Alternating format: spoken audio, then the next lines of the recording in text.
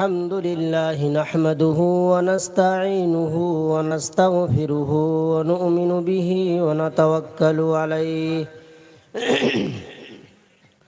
ونعوذ بالله من شرور أنفسنا ومن سيئات أعمالنا من يهده الله فلا مضل له ومن يضلله فلا هادي له وأشهد أن لا إله إلا الله وحده لا شريك له وأشهد أن سيدنا وحبيبنا وشفيعنا صلى الله عليه وسلم أعوذ بالله من الشيطان الرجيم بسم الله الرحمن الرحيم يا أيها الذين آمنوا هل أدلكم على تجارة تنجيكم من عذاب أليم تؤمنون بالله ورسوله وتجاهدون في سبيل الله بأموالكم وأنفسكم ذلكم خير لكم إن كنتم تعلمون وقال الله تعالى في موضع آخر وإذ يرفع إبراهيم القواعد من البيت وإسماعيل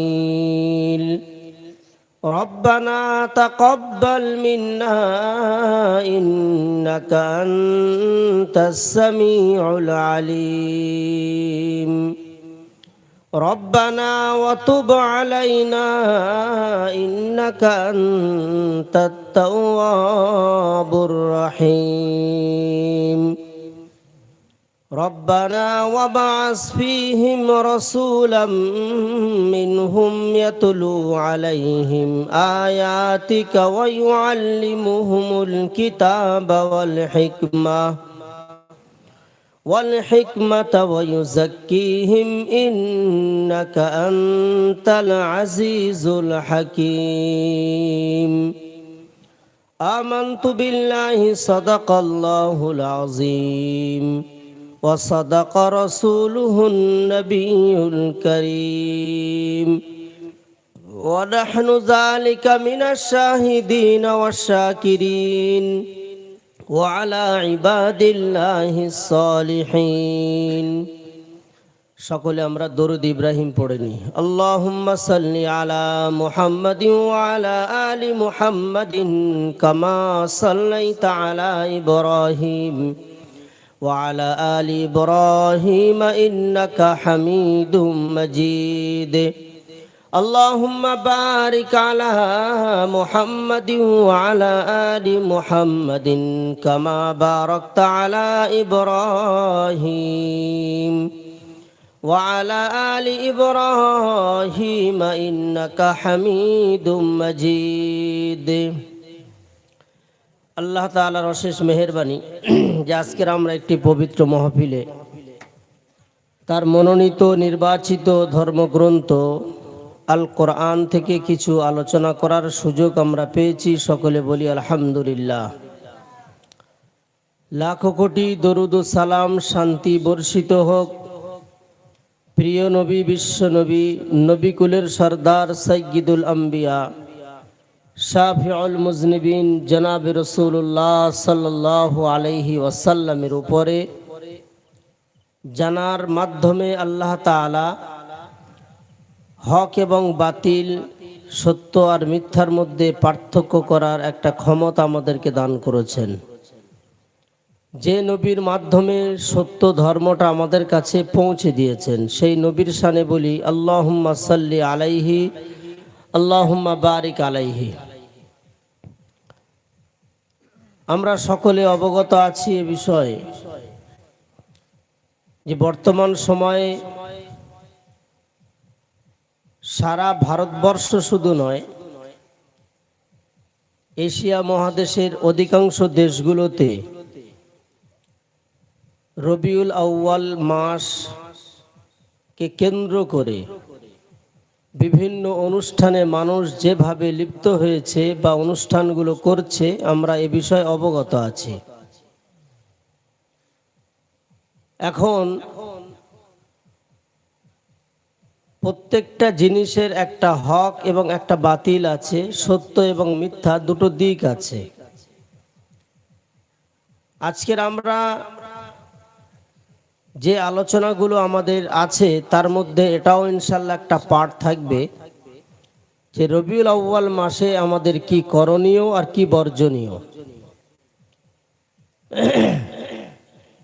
আর এই আলোচনাটা আমরা চেষ্টা করব কোরআন এবং হাদিসের আলোকে পেশ করার জন্য। এজন্য যে ক্লাবের পক্ষ থেকে আজকের অনুষ্ঠানটা দেওয়া হয়েছে, আমি আমার ক্লাবের সদস্যদেরকে বলব কেউ যেন আমরা বাইরে না থাকি, এই সংক্ষিপ্ত আলোচনা শোনার জন্য আমরা চলে আসি।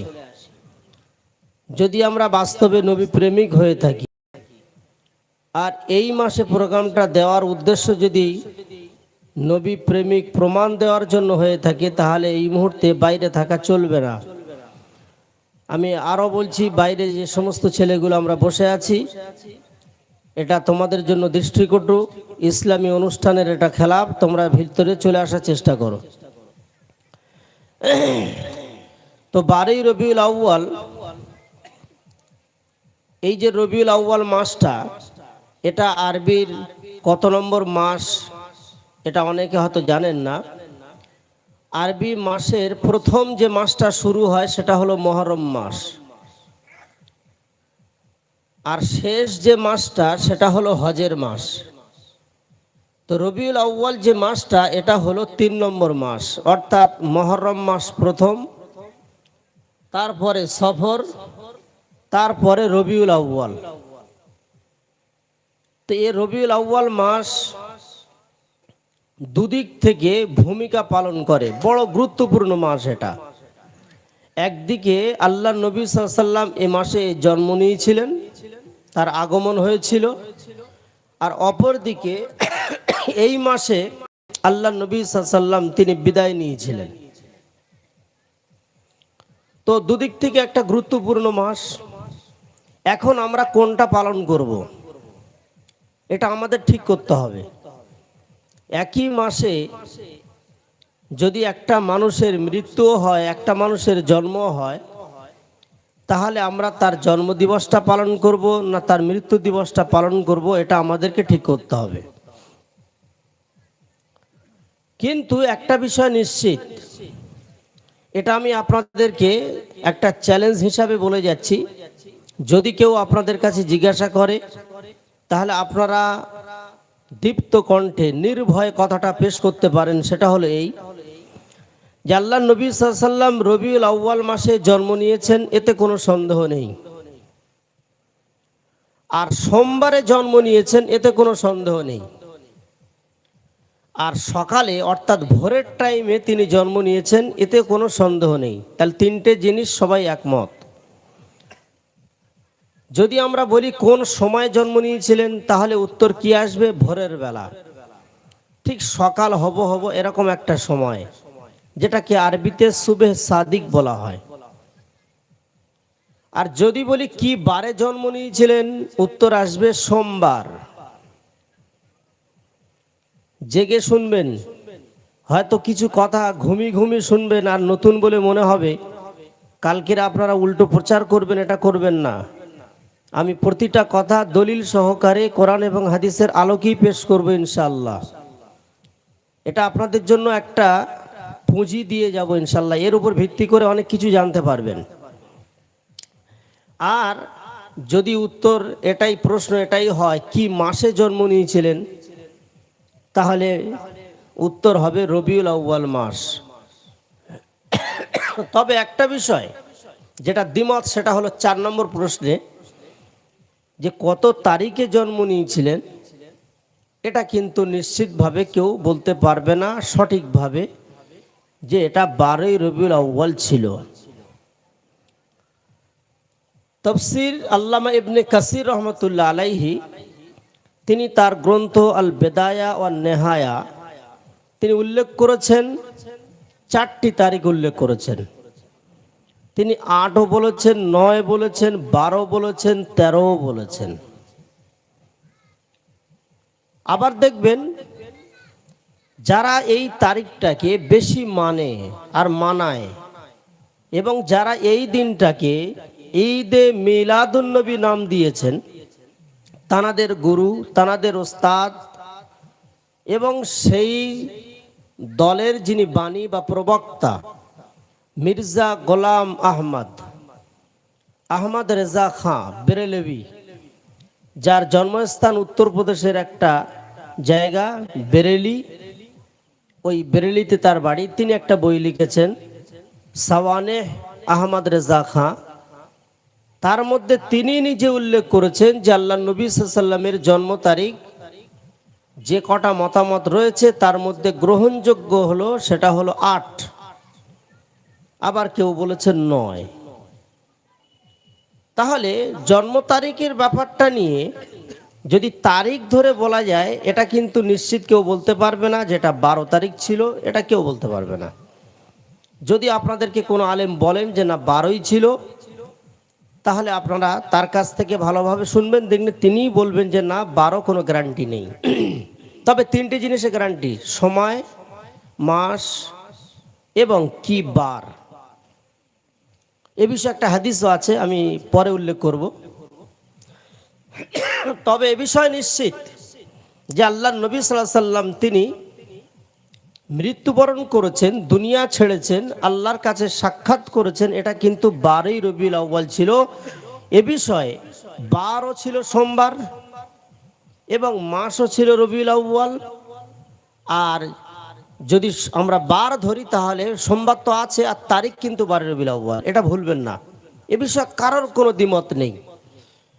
বেরেলিদের আলেম, তবলিগ জামাত, হেজবুল্লাহ, ফুরফুরা, সিলসিলা, কাদিয়ানি, চিশতি, নকশবন্দি, আপনি মজহাবে চলে যান, হানাফি, শাফি, মালিকি, হাম্বলি, সব একমত যে আল্লাহ নবী সাল্লাল্লাহু আলাইহি ওয়াসাল্লাম তিনি 12ই রবিউল আউয়াল তার ইন্তেকাল হয়েছিল। কেন বা এ তারিখটা সবাই জানবে না, এর একটা কারণ আছে।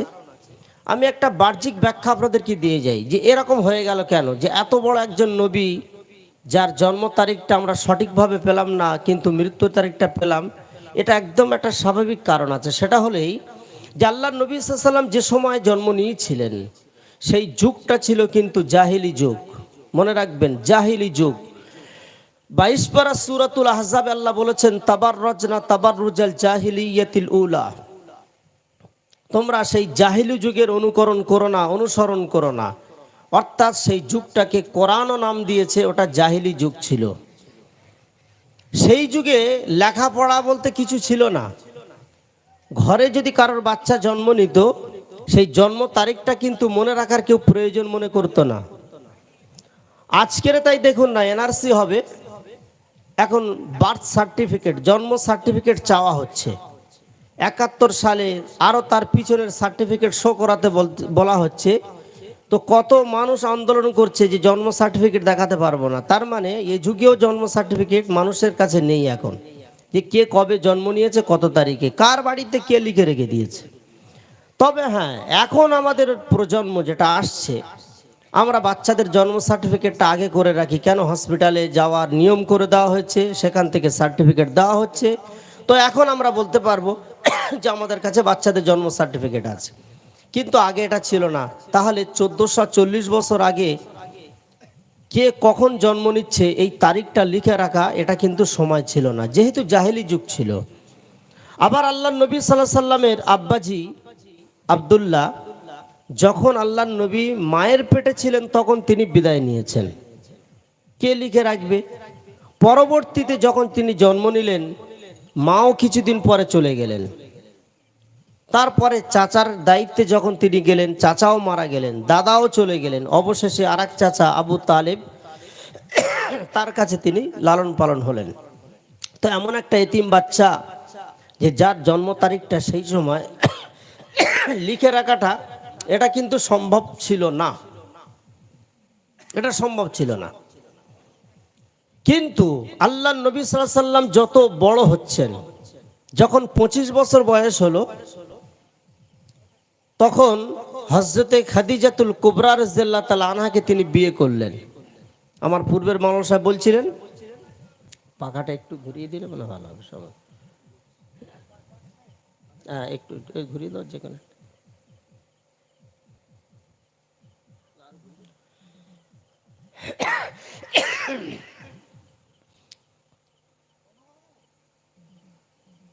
বন্ধ করে দেন, অসুবিধা নেই, বন্ধ করে দেন। তো যখন আল্লাহ নবী সাল্লাল্লাহু আলাইহি সাল্লামের বয়স 25 হলো আর হযরতে খাদিজাতুল কুবরাকে বিবাহ করলেন, তো হযরতে খাদিজাতুল কুবরা প্রথম সার্টিফিকেট দিয়েছিলেন যে আমার স্বামী অসাধারণ। প্রথমে তো বোঝা যায়নি, কিন্তু 25 বছর বয়সে গিয়ে হযরতে খাদিজাতুল কুবরা বলছেন আমার স্বামী অসাধারণ স্বামী, এ যাই তাই কোনো লোক নয়। তারপরে আল্লাহ নবীর বয়স যখন 35 হলো, তখন আল্লাহ নবী সাল্লাল্লাহু আলাইহি সাল্লাম একটা বিচার করেছিলেন। একটা বিচারের পরিপ্রেক্ষিতে সমাজে তিনি একটা ক্লাব বা একটা কমিটি গঠন করে দিয়েছিলেন, যে কমিটির নামটা ছিল হিলফুল ফুজুল। তো সমাজের মানুষগুলো তখন আরো ভালোভাবে চিনতে পারলো এবং তারা বলল অসাধারণ, কিন্তু এখন নবী হননি। 40 বছর বয়স যখন হলো, কোরআনের আয়াত নাজিল হলো, ইকরা বিসমি রাব্বিকাল্লাযী খালাক খালাকাল ইনসানা মিন আলাক ইকরা ওয়া রাব্বুকাল আকরাম আল্লাযী আল্লামা বিল কলম আল্লামাল ইনসানা মা লাম ইয়ালাম। এই 5 আয়াত যখন প্রথম নাজিল হলো, তো ওনার স্ত্রী হযরতে আয়েশা খাদিজাতুল কুবরা রাদিয়াল্লাহু তাআলা আনহা ওনাকে নিয়ে ওনার আপন চাচাতো ভাই ওরাকা বিন নওফেলের কাছে নিয়ে গেলেন, যে আমার স্বামী কাঁপছে, দেখুন ঘটনাটা কি। উনি সব কিছু শুনলেন এবং ইনজিল নামী যে কেতাবটা ছিল ঈসা আলাইহিস সালামের উপরে নাজিল হয়েছিল, এই কেতাবের অনুসারী ছিলেন হযরতে ওরাকা বিন নওফেল। তো ওরাকা বিন নওফেল পুরো কেতাব পড়ার পরে উনি বলে দিয়েছিলেন সেদিনে যে এ অসাধারণ এবং আগামীতে ইনি আরও একজন বড় জায়গা পৌঁছে যেতে চলেছেন, এনার জাতের বংশের লোকেরা এনার সঙ্গে বিরোধিতা করবে, আমি যদি সেই যুগ পাই এনাকে সাহায্য করব। অর্থাৎ উনি যে নবী, এটা কিন্তু ভবিষ্যৎবাণী ওরাকা বিন নওফেল করে দিয়েছিল। তাহলে ওখানে আরো সমাজের নাম ছড়িয়ে পড়লো অসাধারণ নবী। এবার আপনি বলুন, এই মানুষটা আল্লাহ নবী সাল্লাল্লাহু আলাইহি ওয়াসাল্লাম আস্তে আস্তে সমাজে বড় হচ্ছেন, কারোর সাথে কোনো দুশ্মনী নেই, কোনো শত্রুতা নেই, সব চাচা ভাইপো একসঙ্গে। কিন্তু এই নবীর উপরে দীর্ঘ 23টা বছর ধরে কোরআন যখন নাজিল হলো, আর 63তম বছরে গিয়ে যখন তিনি বিদায় নিচ্ছেন, এই বিদায়ের দিনটা এবারে কে ভুলবে? যে নবীর এত কৃতিত্ব, এত ভালো ভালো রিপোর্ট, এত কিছু তিনি করেছেন, এ তারিখটা কিন্তু কেউ ভুলবে না। আপনি একটা সাধারণ আইডিয়াতে বলুন, ধরুন আমাদের ভারতবর্ষের এপিজে আব্দুল কালাম বড় একজন বড় মাপের সায়েন্টিস্ট। এখন ইনি কবে জন্ম নিয়েছেন এটা আপনি তারিখটা আপনাকে জিজ্ঞাসা করলে বলতে পারবেন না, কিন্তু কদিন আগে তিনি মারা গিয়েছেন, এ তারিখটা সারা ভারতবর্ষের লোক কেন সারা পৃথিবীর লোক জানে যে ভারতবর্ষের রাষ্ট্রপতি এপিজে আব্দুল কালাম কত তারিখে মারা গিয়েছেন, এটা বলতে পারবে। কারণ সে মানুষকে এমনভাবে চিনিয়েছে, তার কার্যকলাপ কৃতকর্মগুলো এমনভাবে সমাজের মানুষের সামনে ফুটে তুলেছে যে আস্তে আস্তে মানুষ তাকে চিনে ফেলেছে। এটাই হয়ে থাকে, তার মৃত্যুকালটা সহজে কেউ ভুলতে চায় না। তো আল্লাহ নবী সাল্লাল্লাহু আলাইহি ওয়াসাল্লাম যখন দুনিয়া থেকে বিদায় নিলেন, হযরতে আয়েশার ঘরে শুয়ে আছেন। আর নবীদের লাশ আপনারা জানেন নাড়াচাড়া করা যায় না। আজকের আমি যদি এখানে মারা যাই, তাহলে আমাকে আমার দেশে নিয়ে গিয়ে মাটি দেওয়া হবে, এটা সম্ভব। কেউ বোম্বে মারা গেলে তাকে মমি করে এখানে আনা হয়, এনে তার দাফন করা হয়, এটা তো চলে, এটা কোনো নাজায়েজ নয়, তার ইচ্ছা এটা। কিন্তু নবীদের ব্যাপারে বলা হয়েছে, কোনো নবী যদি মারা যান কোনো একটা জায়গাতে, তাহলে সেখানেই তাকে দাফন করতে হবে, নবীদের লাশ হটানো যাবে না, সরিয়ে স্থানান্তরিত করা জায়েজ নেই।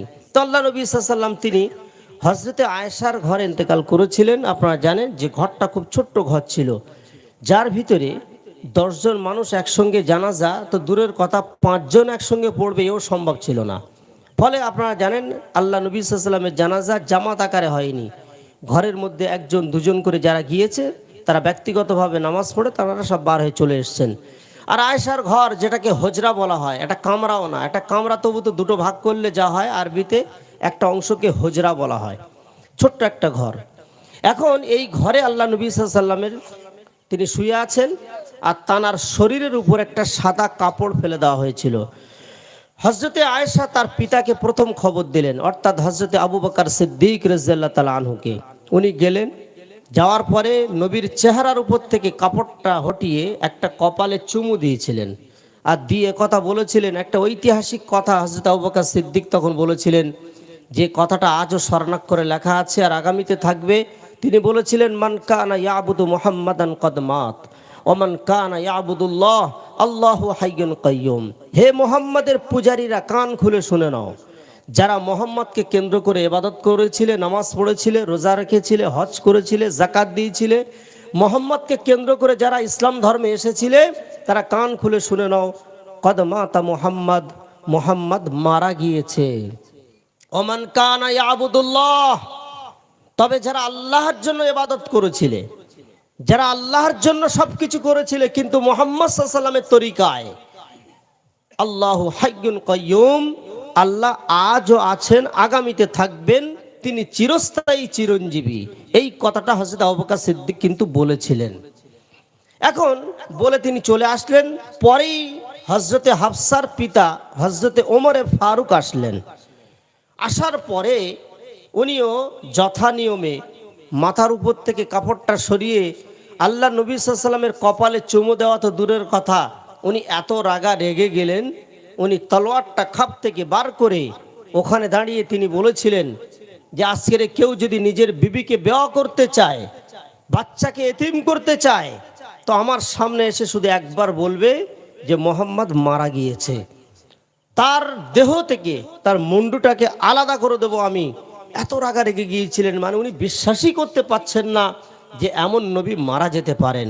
আজও দেখবেন আমাদের মধ্যে কিছু আছে, হ্যাঁ, যারা অতি ভক্তি যেটা বলে, অতি ভক্তিতে তারা এমন কিছু কথা বলে দেয় যেগুলো আকীদা অথবা শরীয়তের খেলাফ কথা। তো হযরত ওমর বলেছিলেন যে উনি বিশ্বাস করতে পারছেন না যে এমন নবী মারা যেতে পারেন, তাই তিনি এই কথাটা বলেছিলেন। এখন হযরতে আবু বকর সিদ্দিক তিনি ভাবছেন যে কি করা যায়। ওমরে ফারুক এত রাগা রেগে গেলেন, এই রাগটা কেমন করে ঠান্ডা করা যাবে। তো হযরতে আবু বকর সিদ্দিক খুব বিচক্ষণ মানুষ ছিলেন, ঠান্ডা মেজাজের মানুষ ছিলেন।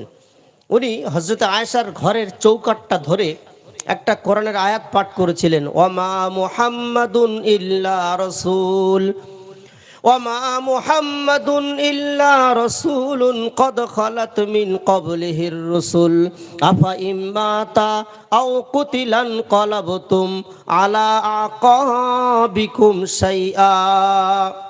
এই আয়াতটা উনি পাঠ করেছিলেন। কি আয়াত ছিল? যে আয়াতটা পাঠ করার সাথে সাথে হযরতে ওমরের হাত থেকে খোলা তলোয়ারটা ঝট করে পড়ে গিয়েছিল। আর হযরতে আবু বকরকে জড়িয়ে ধরে তিনি বললেন যে আবু বকর, মনে হয় জানি আয়াতটা সবে নাজিল হয়েছে। কি আয়াত ছিল যে ওমরের ব্রেনটাকে ঠান্ডা করে দিল? এই আয়াতের অর্থটা শুনে নিন। আল্লাহ বলছেন, ওমা মুহাম্মাদুন ইল্লা রাসূল, মুহাম্মদ সাল্লাল্লাহু আলাইহি ওয়াসাল্লাম তিনি ছিলেন না, তবে একমাত্র একজন রসুল ছিলেন।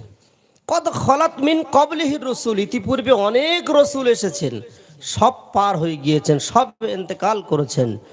আফাই মাতা, যদি মুহাম্মদ সাল্লাল্লাহু আলাইহি ওয়াসাল্লাম তিনি মারা যান, আও কুতিলা, অথবা তাকে কোনো যুদ্ধে শহীদ করে দেওয়া হয়, ইন ক্বালাবতুম আলা আকাবিকুম, তাহলে তোমরা আবার রাগারাগি করে, বেকাবেকি করে, তোমরা আক্ষেপে দুঃখে ফেটে পড়ে পিছনের ধর্মে আবার ফিরে যাবে? এটা আল্লাহর জিজ্ঞাসা। অর্থাৎ আল্লাহ তাআলা আয়াতটা অনেক আগে নাজিল করেছেন, আর তিনি জানতেন যে আমার হাবিব প্যারে নবী মুহাম্মদুর রাসূলুল্লাহর ইন্তেকালের পরে এরকম দুটো দলে মানুষ ভাগ হয়ে যাবে। একদল মানুষ তারা অতি ভক্তিতে তারা নবীর নামে উল্টো পাল্টা বলতে শুরু করবে, অথচ এটা ঠিক নয়। আর একদল মানুষ তারা সঠিক সিদ্ধান্ত নেবে। এই দুই সিদ্ধান্তের মানুষ সমাজে থাকবে। তো যারা একটু বাড়াবাড়ি করবে তাদেরকে বোঝানোর জন্য, ঠান্ডা করার জন্য, যে মানুষ হিসাবে সকলের মৃত্যু হবে, জন্মেছে যখন মৃত্যু তার হবে, কুল্লু নাফসিন যায়কাতুল মউত, প্রত্যেকটা প্রাণীর মৃত্যুর স্বাদ চাখতে হবে, তবে পদ্ধতি আলাদা থাকতে পারে। এজন্য আল্লাহ তাআলা অনেক আগে সিদ্ধান্ত কোরআনে টেনে দিয়েছেন, ওমা মুহাম্মাদুন ইল্লা রাসূল, মুহাম্মদ সাল্লাল্লাহু আলাইহি ওয়াসাল্লাম তিনি একমাত্র রসুল ছিলেন, আর অনেক রসুল মারা গিয়েছেন, ইনিও চলে যাবেন। তা এই রাগে তোমরা কি আবার পিছনের ধর্মে ফিরে চলে যাবে? আল্লাহ বলছেন যদি তোমরা চলে যাও তাহলে ফালাই ইয়াজুরুল্লাহ শাইআ, আল্লাহ বলছেন আমার দিনের আমার ধর্মের কোনো ক্ষতি হবে না। এই ছিল আয়াতের অর্থ। এবার আপনি বলুন, এই যদি অবস্থা হয় যে সাহাবীরা এত দুঃখ পেয়েছেন আল্লাহর নবীর ইন্তেকালের দিন, এই তারিখটা কি করে ভুলবে?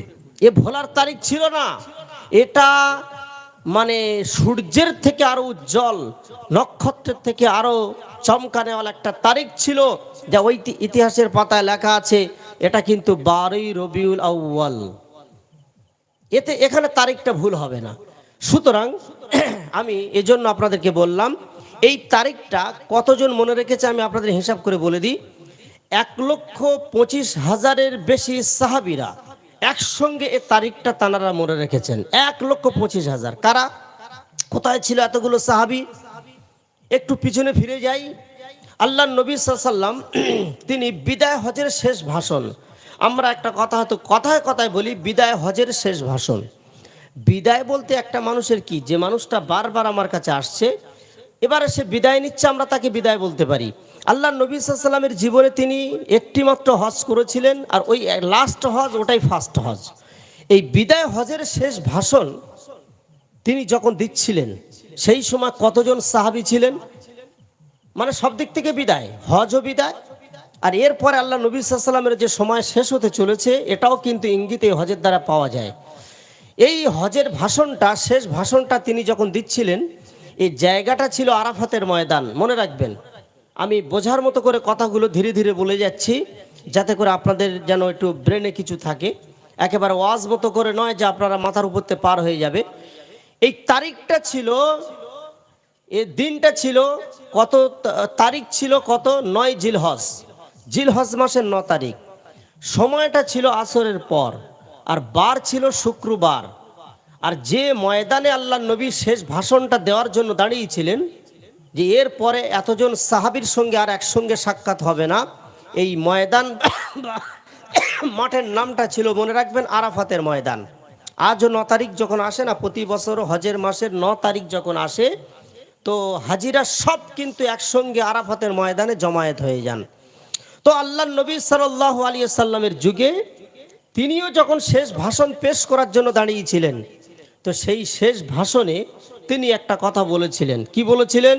হে আমার সাহাবীরা, আমার উপরে যে আমানতটা দেওয়া হয়েছিল সেই আমানতটা আমি তোমাদের কাছে পৌঁছে দিতে পেরেছি কি?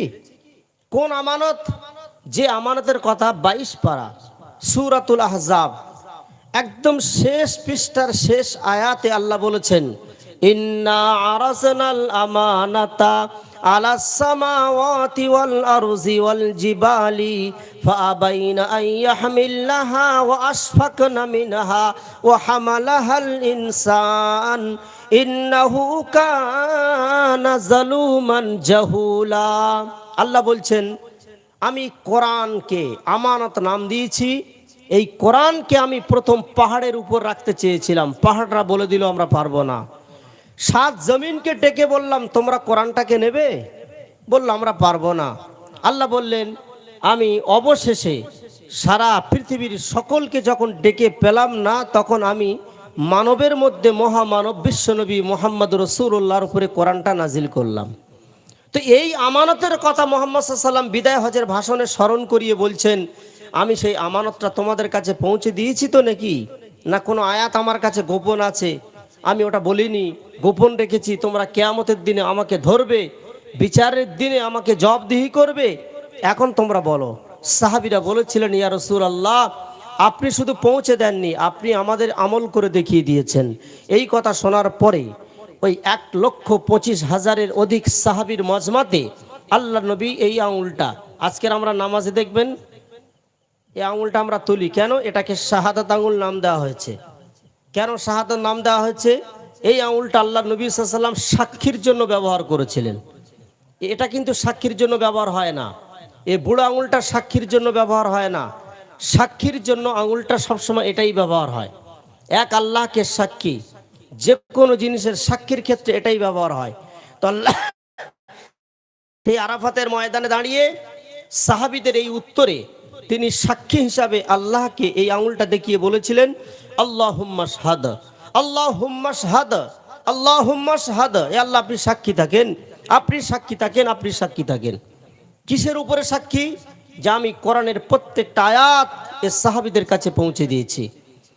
এখন আল্লাহ তাআলা এত খুশি হয়েছিলেন, এত খুশি হয়েছিলেন যে খুশি হয়ে আল্লাহ তাআলা তিনি কোরআনের শেষ আয়াতটা এই সময় নাজিল করে জানিয়ে দিয়েছিলেন, আল ইয়াউমা আকমালতু লাকুম দীনাকুম ওয়া আতমামতু আলাইকুম নি'মাতি ওয়া রাযীতু লাকুমুল ইসলাম দীনা।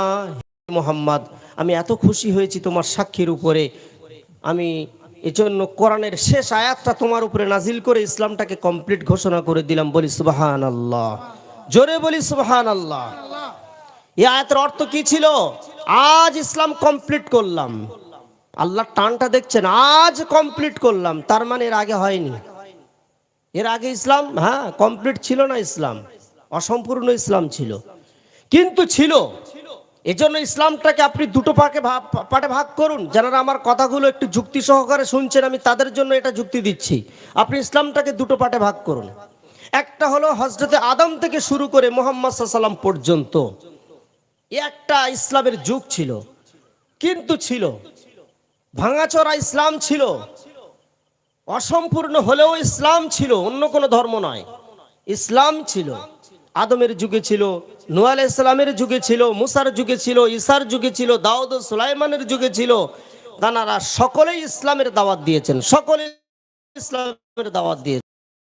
ইসলামের দাওয়াতে সব সমান ভাগে মানে সবাই অংশগ্রহণ করে। কিন্তু আরেকটা পাঠ মনে রাখবেন, আমাদের নবী মুহাম্মদ সাল্লাল্লাহু আলাইহি ওয়াসাল্লামের যুগের একটা ইসলাম। এই দুই ইসলামের তফাৎটা কি, পার্থক্যটা কি? পিছনের যুগের যে ইসলামগুলো এটা অসম্পূর্ণ, আর আমাদের নবীর ইসলাম সম্পূর্ণ ইসলাম। তাই আল্লাহ বললেন, আল ইয়াউমা আকমালতু লাকুম দীনাকুম, আজ হে নবী তোমার উপরে আমি দ্বীন ইসলামটা কমপ্লিট ঘোষণা করে দিলাম। তো এই তারিখটা আপনি এবারে ভাবুন, 1,25,000-এর বেশি সাহাবী ওই মজমায় উপস্থিত ছিলেন। আর এই ইঙ্গিত আল্লাহ নবীর উপরে ইসলাম যে কমপ্লিট ঘোষণা করা হয়েছে, এটা ইঙ্গিত দেওয়া হচ্ছে, হে নবী এর পরে আপনার আর বেশি সময় নেই, আর বেশি সময় নেই। এবার আপনি কি করুন, 30 পারাতে আপনি চলে যান, যে এর পরের ডিউটিটা নবীর কি ছিল। যখন কোরআন নাজিল হওয়া বন্ধ হয়ে গেল, কোরআন নাজিল হওয়া একটা বিশাল বড় কাজ ছিল, আল্লাহর নবী এটা নিয়ে সবসময় ব্যস্ত থাকতেন, টেনশনে থাকতেন। কিন্তু কোরআন নাজিলের যুগ শেষ, তাহলে এবার নবীর প্রয়োজনটা কি দুনিয়াতে? আর নবীর কি প্রয়োজন আছে? এজন্য আল্লাহ অন্য একটা সূরা থেকে জানিয়ে দিলেন, হে নবী এবারে যে সময়টা আপনি পাবেন, এর পরে এই সময়টা আপনি কি কি কাজ করবেন, যেটা মাত্র কয়েকটি সূরার পরে আছে। ইযা জাআ নাসরুল্লাহি ওয়াল ফাতহু ওয়া রাআইতান নাসা ইয়াদখুলুনা ফি দীনিল্লাহি আফওয়াজা ফাসাব্বিহ বিহামদি রাব্বিকা ওয়াস্তাগফিরহু ইন্নাহু কানা তাওয়াবা। এর মানে কি? ইযা জাআ নাসরুল্লাহ, হে নবী ওই সময়ের কথা স্মরণ করুন যখন ইসলামে মানুষ দলে দলে চলে আসবে, তখন আপনি মনে করুন আপনার সময়টা শেষ হতে চলেছে। এবার আপনি ইস্তেগফার করুন। আজকেরও দেখবেন আমাদের বয়স্ক মানুষরা যখন 60 পার করে ফেলে, তারা এবারে মসজিদে আসে, হাতে তসবিহ আর পড়ে না, মসজিদ ছাড়তে চায় না। জুমা তো দূরের কথা, তখন মসজিদের মাটিও মাখতে রাজি হয়ে যায়, কারণ ও জানে আমারও সময় শেষ হয়ে এসছে, আর সময় নেই। 60-এর পরে মানুষের পরিস্থিতিটা ঠিক এরকম হয়। তো আল্লাহ নবী সাল্লাল্লাহু আলাইহি ওয়াসাল্লামের যখন সময় শেষ হয়ে এসেছিল, মাত্র কয়েক মাস বাকি, তো আল্লাহ বললেন, হে নবী এবার আপনি একটা কাজ করুন, আপনার তার অন্য কোনো কাজ নেই, এখন ফাসাব্বিহ, আপনি বেশি বেশি তাসবিহ পড়ুন, সুবহানাল্লাহ সুবহানাল্লাহ সুবহানাল্লাহ, ওয়াস্তাগফিরহু, আর ইস্তেগফার বেশি বেশি করতে থাকুন, ইন্নাহু কানা তাওয়াবা, আর তওবা তিল্লা বেশি বেশি করে করতে থাকুন। এই তিনটে কাজ আল্লাহ নবীকে দেওয়া হলো। আর এটা কখন? যখন নবীকে বলা হলো, যখন আপনি দেখবেন দলে দলে মানুষ ইসলামে দাখিল হচ্ছে, তখন মনে করবেন আপনার ডিউটি শেষ। এটা কবে হয়েছিল? আল্লাহ নবী মক্কা থেকে হিজরত করে মদিনায় গেলেন। যাওয়ার পরে তিনি 1400 সাহাবীকে নিয়ে যখন পরবর্তীতে আবার 6 বছর পরে মক্কায় প্রবেশ করছিলেন, মক্কা জয় হয়ে গেল। মক্কা জয়ের পরে মক্কার ভিতরে রাখা 360টা দেবদেবীগুলোকে তিনি যখন পরিষ্কার করে দিলেন, আর মানুষ তখন দলে দলে না চাইতে ইসলামে দাখিল হয়ে গিয়েছিল। আল্লাহ নবী ঘোষণা দিলেন যে আবু সুফিয়ানকে শুধু মাফ করলাম না, আবু সুফিয়ানের ঘরে যারা ঢুকে পড়বে তাদেরও মাফ। আমি আবু জেহেলকে শুধু নয়, আবু জেহেলের ঘরে যারা ঢুকবে তাদেরও মাফ। যারা পাহাড়ের চূড়ায় চলে যাবে আমাদের মোকাবেলায় যারা আসবে না তাদেরও মাফ। এভাবে আল্লাহ নবী সাল্লাল্লাহু আলাইহি ওয়াসাল্লাম একটা বাহানা করে তিনি সকলকে মাফ করে দিয়েছিলেন। লোক দলে দলে ইসলাম কবুল করেছিল, তলোয়ারের জোরে ইসলাম কিন্তু ছড়ায়নি। আল্লাহ নবীর ব্যবহারে তিনি ঘোষণা দিলেন আল ইয়াউমু ইয়াউমুত তুলাকা, আজকের দিন এটা বদলা নেওয়ার দিন নয়, এটা বদলের দিন। তো তিনি বদলে দিয়েছিলেন, একটা জাতিকে কিভাবে চেঞ্জ করতে হয় তিনি মক্কা জয়ের পরে দেখিয়ে দিয়েছিলেন। তো এই দিনটার কথা কোরআনে উল্লেখ করা হয়েছে, যা যা নাসরুল্লাহ ওয়াল ফাতহ, যখন মক্কা ফাতাহ হবে, জয় হবে। আর ওরাইতান নাস, আর আপনি লোকেদেরকে দেখবেন ইয়াদখুলুনা, তারা প্রবেশ করছে ফি দীনিল্লাহ, ইসলাম ধর্মের মধ্যে, আফওয়াজা, ফৌজদার ফৌজ, দলে দলে। তখন আপনি এবার ইস্তেগফার বেশি করে করবেন, তওবাতিল্লাহ করবেন, আর তাসবিহ তাহলিল করতে থাকবেন। আর এটাই হয়েছিল। এই সূরাটা নাজিল হওয়ার পরে কোন সাহাবী কিন্তু আল্লাহ নবী সাল্লাল্লাহু আলাইহি ওয়াসাল্লামের যে এটা ইন্তেকালের একটা পেগাম, এটা কেউ বুঝতে পারেনি। কিন্তু হযরত আবু বকর সিদ্দিক উনি বুঝতে পেরেছিলেন। উনি সেই সময় হেসে বলেছিলেন যে হ্যাঁ, এই সূরার উদ্দেশ্যটা কোন দিকে যেতে পারে। তো যাই হোক, এই তারিখটা কিন্তু আর কেউ ভোলেনি। এই জন্য আজকের আমি আপনাদের এই জিনিসটা বোঝানোর জন্য এখানে আনলাম যে আল্লাহর নবী সাল্লাল্লাহু আলাইহি ওয়াসাল্লাম 12 রবিউল আউয়াল বিদায় নিয়েছেন, এতে কোনো সন্দেহ নেই। তবে আমরা এই মাসটাকে কিভাবে মানাবো, কত সাবধানতা অবলম্বন করতে হবে, কত যেন স্লিপ করে মৃত্যু তারিখের দিকে চলে না যায়। তবে যারা মানাচ্ছে, ধুম ধাড়াক্কার সঙ্গে মানাচ্ছে, আমি তাদেরকে বলবো একটু থেমে যেতে। কেন? খুশি মানানো আবার এই যেহেতু মৃত্যু তারিখ, তাহলে তুমি নবীর মৃত্যুতে কি খুশি? এই খুশি মানাতে গিয়ে এটা যেন আবার অন্যদিকে না যায়, এজন্য একটু আমাদের সতর্ক থাকতে হবে। এবার আমি দ্বিতীয় পর্যায়ে আজকের আমি আলোচনা আপনাদের তুলব। এই জন্ম তারিখ মৃত্যু তারিখ নিয়ে যখন আমার পাঠটা শেষ হলো, দ্বিতীয় পাঠ আমি চলে আসি, এবং এটা খুব ইম্পর্টেন্ট পাঠ, প্রথমের থেকে আরো গুরুত্বপূর্ণ। সেটা হলো যে আল্লাহর নবী সাল্লাল্লাহু আলাইহি সাল্লামের জন্ম বৃত্তান্ত সম্পর্কে কোরআনে কি কিছু পাওয়া যায়? হ্যাঁ, এটা আপনাদের সামনে কোন আলেম কিভাবে তুলে ধরেছেন বা আপনারা কোথা থেকে শুনেছেন সেটা আমি জানতে রাজি নই। আমি আমার মতো কোরআন থেকে আপনাদের সামনে আমি কিছু জিনিস তুলে ধরবো। 3টে কোটেশন আমি দেবো, 3টে দলিল পেশ করব। যে আল্লাহর নবী সাল্লাল্লাহু আলাইহি সাল্লামের জন্ম সম্পর্কে কোরআনে 3 জায়গায় উল্লেখ করা হয়েছে, তবে সেটা জন্মের পরে নয়, তার দুনিয়াতে আসার কোটি কোটি বছর আগে একটা। আর একটা আছে তার দুনিয়াতে আসার 6500 বছর আগের দলিল যে তিনি আসবেন। আর আরেকটা আমি তুলে ধরবো তার দুনিয়াতে আসার 450 বছর আগের দলিল। 3 রকম দলিল আপনাদের সামনে আমি পেশ করবো ইনশাআল্লাহ, আর 3টেই কোরআন থেকে আমি পেশ করব। এজন্য আমি মাঝে মাঝে বলি যে আপনারা কোরআনের কাছে আসুন, দেখবেন বাইরে থেকে কিছু ধার করতে হবে না। এমন কিছু জিনিস নেই, এমন কোনো জিনিস নেই যা কোরআনে আপনি পাবেন না, ডাইরেক্ট বা ইনডাইরেক্ট। হ্যাঁ, আপনি পাবেন, নিশ্চিত পাবেন যদি আপনি পিপাসু হয়ে কোরআনের কাছে আসেন। কিন্তু আমাদের ছেলেরা আসতে চায় না, এরা ধার করে নিতে চায়, বিভিন্ন জায়গা থেকে ধার করতে চায়। কেন ধার করতে যাব? ধার করা জিনিস ভুল হয়ে যেতে পারে। আপনি বাইরে থেকে গল্প শুনিয়ে চলে যাবেন, আল্লাহ নবী সম্পর্কে সেটা ভুলভাল হতে পারে। যতটুকু ইনশাল্লাহ আমরা শুনবো বা শোনাবো, এটা কোরআন থেকে হাদিস থেকে হোক। তো আমি 3টে দলিল দেবো বলেছি, সাল তারিখও ধরে বললাম। একটা হলো আল্লাহ নবী সাল্লাল্লাহু আলাইহি সাল্লামের কোটি কোটি বছর আগে ঘোষণা দেওয়া হয়েছে তিনি দুনিয়াতে আসবেন। তাহলে কত বড় দামি নবী দেখছেন। আমরা কি নবীকে দামি প্রমাণ করাতে পারি না? আমরা কি নবীর জন্মদিবসকে অস্বীকার করি? আমরা কি নবী মুহাম্মদ সাল্লাল্লাহু আলাইহি সাল্লামের পূর্বাভাসগুলোকে অস্বীকার করি না? আমরা ওটাই বিশ্বাস করি যতটুকুনি নবী আমাদেরকে শিখিয়েছেন। আমরা বাইরের আলফাল কাহিনীগুলো বিশ্বাস করি না। এখন একটা বললাম কোটি কোটি বছর আগে আমাদের নবী দুনিয়াতে আসবেন, এর পূর্বাভাস, এটা কোরআনে উল্লেখ আছে। আর একটা বললাম 6500 বছর আগের ইতিহাস, আর একটা বললাম 450 বছরের ইতিহাস। তো প্রথমে আসি কোটি কোটি বছরের ইতিহাস। এটাকে বুঝতে হলে আপনাকে একটু পিছনে যেতে হবে, রুহের জগতে ফিরতে হবে। দেখুন, আল্লাহ তাআলা সমগ্র মানুষগুলোকে এদের যে তৈরি করেছেন এদেরকে দুটো পার্টে ভাগ করে দিয়েছেন। এটা আপনি পাবেন কোথায়? 9 পারা সূরাতুল আনামে, সেখানে গিয়ে পাবেন, যেখানে রুহের বর্ণনা দেওয়া হয়েছে। অর্থাৎ এই একটা ধরুন একটা গাড়ি, 4 চাকা গাড়ি। তো এখন আমি যদি বলি গাড়ি আগে না ড্রাইভার আগে, তো আপনাদের উত্তর যাই আসুক, কিন্তু ড্রাইভার আগে। গাড়ির কোনো মূল্য থাকবে না যদি গাড়ির ভিতরে ড্রাইভারটা না থাকে। ওর যে চালাবে, ওর পার্স সম্পর্কে যার অভিজ্ঞতা থাকবে, ওর স্পিড সম্পর্কে যে বুঝবে, গাড়ির গতিবিধি, এক কথায় গাড়িটাকে, এত বড় ভারী ইঞ্জিনটাকে যে চালিয়ে নিয়ে যাবে, সে হলো ড্রাইভার। ড্রাইভারবিহীন গাড়ির কোনো দাম নেই। এখন ড্রাইভার যদি ভালো মজবুত হয় না, ও গাড়ির তীরের মতো ছুটবে। ঠিক তদ্রূপ মনে রাখবে, আমি যদি প্রশ্ন করি আমাদের বডি আগে না আমাদের ভিতরে যে আত্মাটা আগে, গুরুত্বটা কার বেশি? তো উত্তর কিন্তু বডির উপর আসবে না, উত্তর আসবে আমাদের আত্মার গুরুত্ব অনেক বেশি। আত্মা যদি না থাকে, আমার দুটো হাতও চলবে না, পা চলবে না, কান চলবে না, আমার চোখ দেখবে না, সব অকেজো হয়ে যাবে। যেমন এক্ষুনি যদি একটা মানুষ মারা যায়, তো মারা যাওয়ার মানেটা কি হলো? তার তো হাত আছে, পা আছে, চোখ আছে, সব দেখছি, বডি পড়ে আছে। কি এমন জিনিস ভিতর থেকে ফুরুত করে বার হয়ে গেল যে সব কিছুকে অকেজো করে ফেলে রেখে চলে গেল? তার নাম হলো ড্রাইভার, সে হলো আত্মা। এই আত্মাবিহীন একটা মানুষের যেমন কোনো দাম নেই, তো এরকমভাবে আপনি এবার বোঝার চেষ্টা করুন, আল্লাহ তাআলা আমাদের ড্রাইভারগুলোকে আগে সৃষ্টি করেছেন। ড্রাইভারগুলোকে বডি অনেক পরে। এই ড্রাইভারগুলোকে দুটো পার্টে ভাগ করেছেন। একটা হলো সমস্ত নবীদের আত্মাগুলোকে আল্লাহ একসঙ্গে সৃষ্টি করেছিলেন, সমস্ত নবীদের আত্মা। আমি শুধু বলবো না যে মুহাম্মদ সাল্লাল্লাহু আলাইহি ওয়াসাল্লামের আত্মা, আলাদা করে এটা বোঝাবার চেষ্টা করেন, কিন্তু আলাদা করার কোনো জায়গা নেই।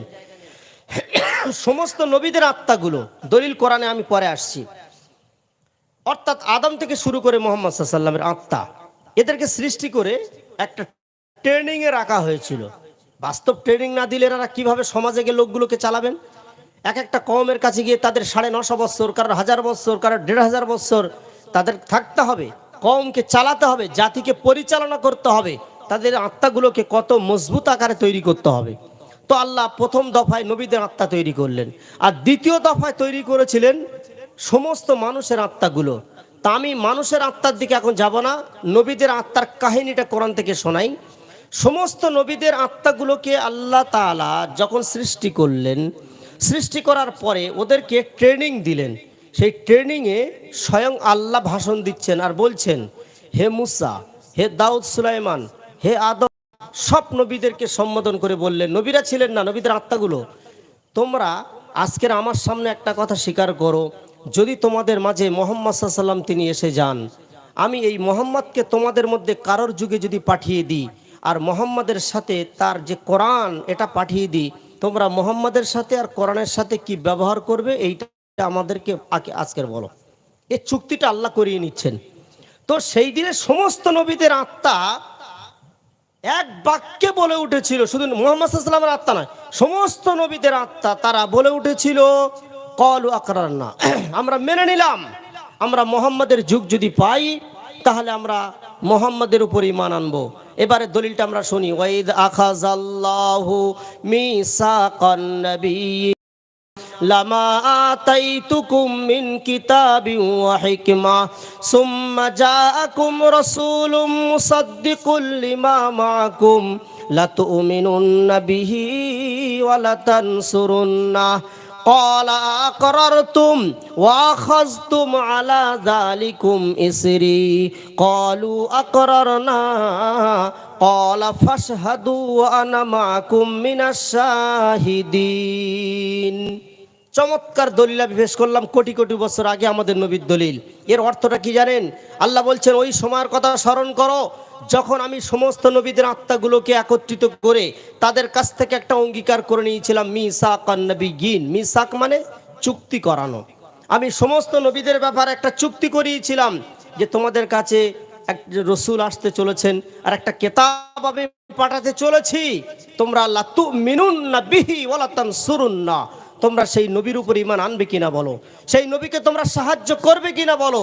তাহলে আমাদের নবীর তার দুনিয়াতে আসার কত কোটি কোটি বছর আগে তার নিয়ে চর্চা হচ্ছে রুহের জগতে, আর সমস্ত নবীগণ বলে উঠেছিলেন, ক্বালু আকরারনা, আল্লাহ আমরা আপনাকে এই মর্মে আমরা ইকরার করছি যে যদি আমাদের যুগে মুহাম্মদ সাল্লাল্লাহু আলাইহি ওয়াসাল্লাম এসে যান, তাহলে আমাদের ধর্মগ্রন্থকে ফেলে রেখে আমরা নবীকে মেনে নেব, নবীর ধর্মগ্রন্থ প্রচারে নেমে যাব। আর ওটাই ঘটে গিয়েছে, ওটাই হয়েছে।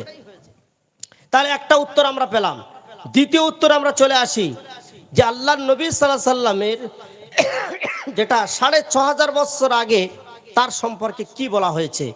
দেখুন, হযরত ইব্রাহিম আর ইসমাইল বাপ বেটা, এনারা দুজনে মিলে বাইতুল্লাহ নির্মাণ করেছেন। আপনারা এখানে যতজন বসে আছেন আপনারা এটা জানেন যে বাইতুল্লাহ পৃথিবীর যে প্রথম ঘর। ইন্না আউওয়ালা বাইত উযিয়া লিন-নাস, ইন্না আউওয়ালা বাইত, পৃথিবীর প্রথম ঘর বাইতুল্লাহ। তো এই বাইতুল্লাহ নির্মাণ করেছিলেন যারা, আপনারা নাম শুনেছেন, আর যদি কারোর জানা না থাকে শুনে নেন। নামটা হলো হযরত ইব্রাহিম আর ইসমাইল, বাপ বেটা। বাইরের কোনো মিস্ত্রি লাগেনি। ইব্রাহিম আলাইহিস সালাম মিস্ত্রির কাজ করেছেন, আর জোগাড়ে হিসেবে সাথে ইসমাইল আলাইহিস সালাম ছিলেন। আজও দেখবেন যারা কাবা বাইতুল্লাহতে হজ করতে যান, মাকাম ইব্রাহিম বলে একটা পাথর আছে, সেই পাথরে ইব্রাহিম আলাইহিস সালামের পায়ের ছাপও আছে। কেন?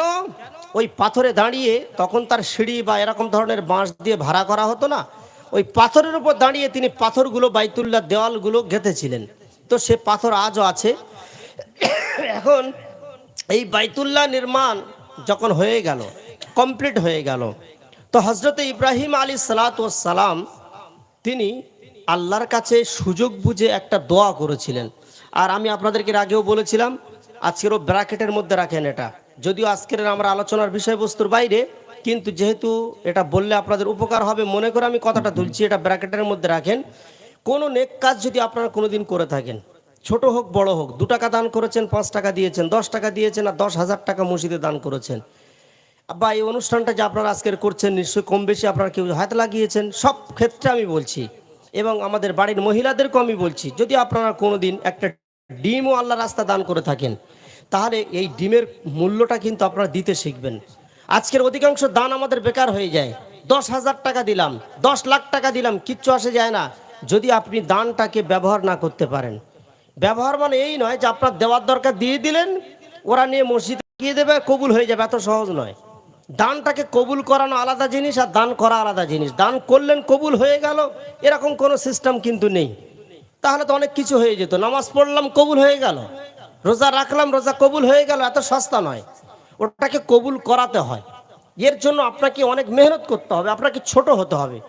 সেটা কিভাবে? আপনি 2 টাকা দান করলেন, মসজিদের কোটোয় ফেলেছেন, এইবারে কেউ জানুক না জানুক দেখার দরকার নেই, আপনি আল্লাহকে বলুন একটু, এ আল্লাহ, এই যে 2 টাকা দান করলাম, এই দানটা যদি কবুল হয়ে যায়, আল্লাহ তুমি কবুল করে নাও। আর তুমি যদি কবুল করে নাও, তাহলে এই দানের ওসিলায় তুমি আমার বালা মুসিবতকে দূর করে দাও।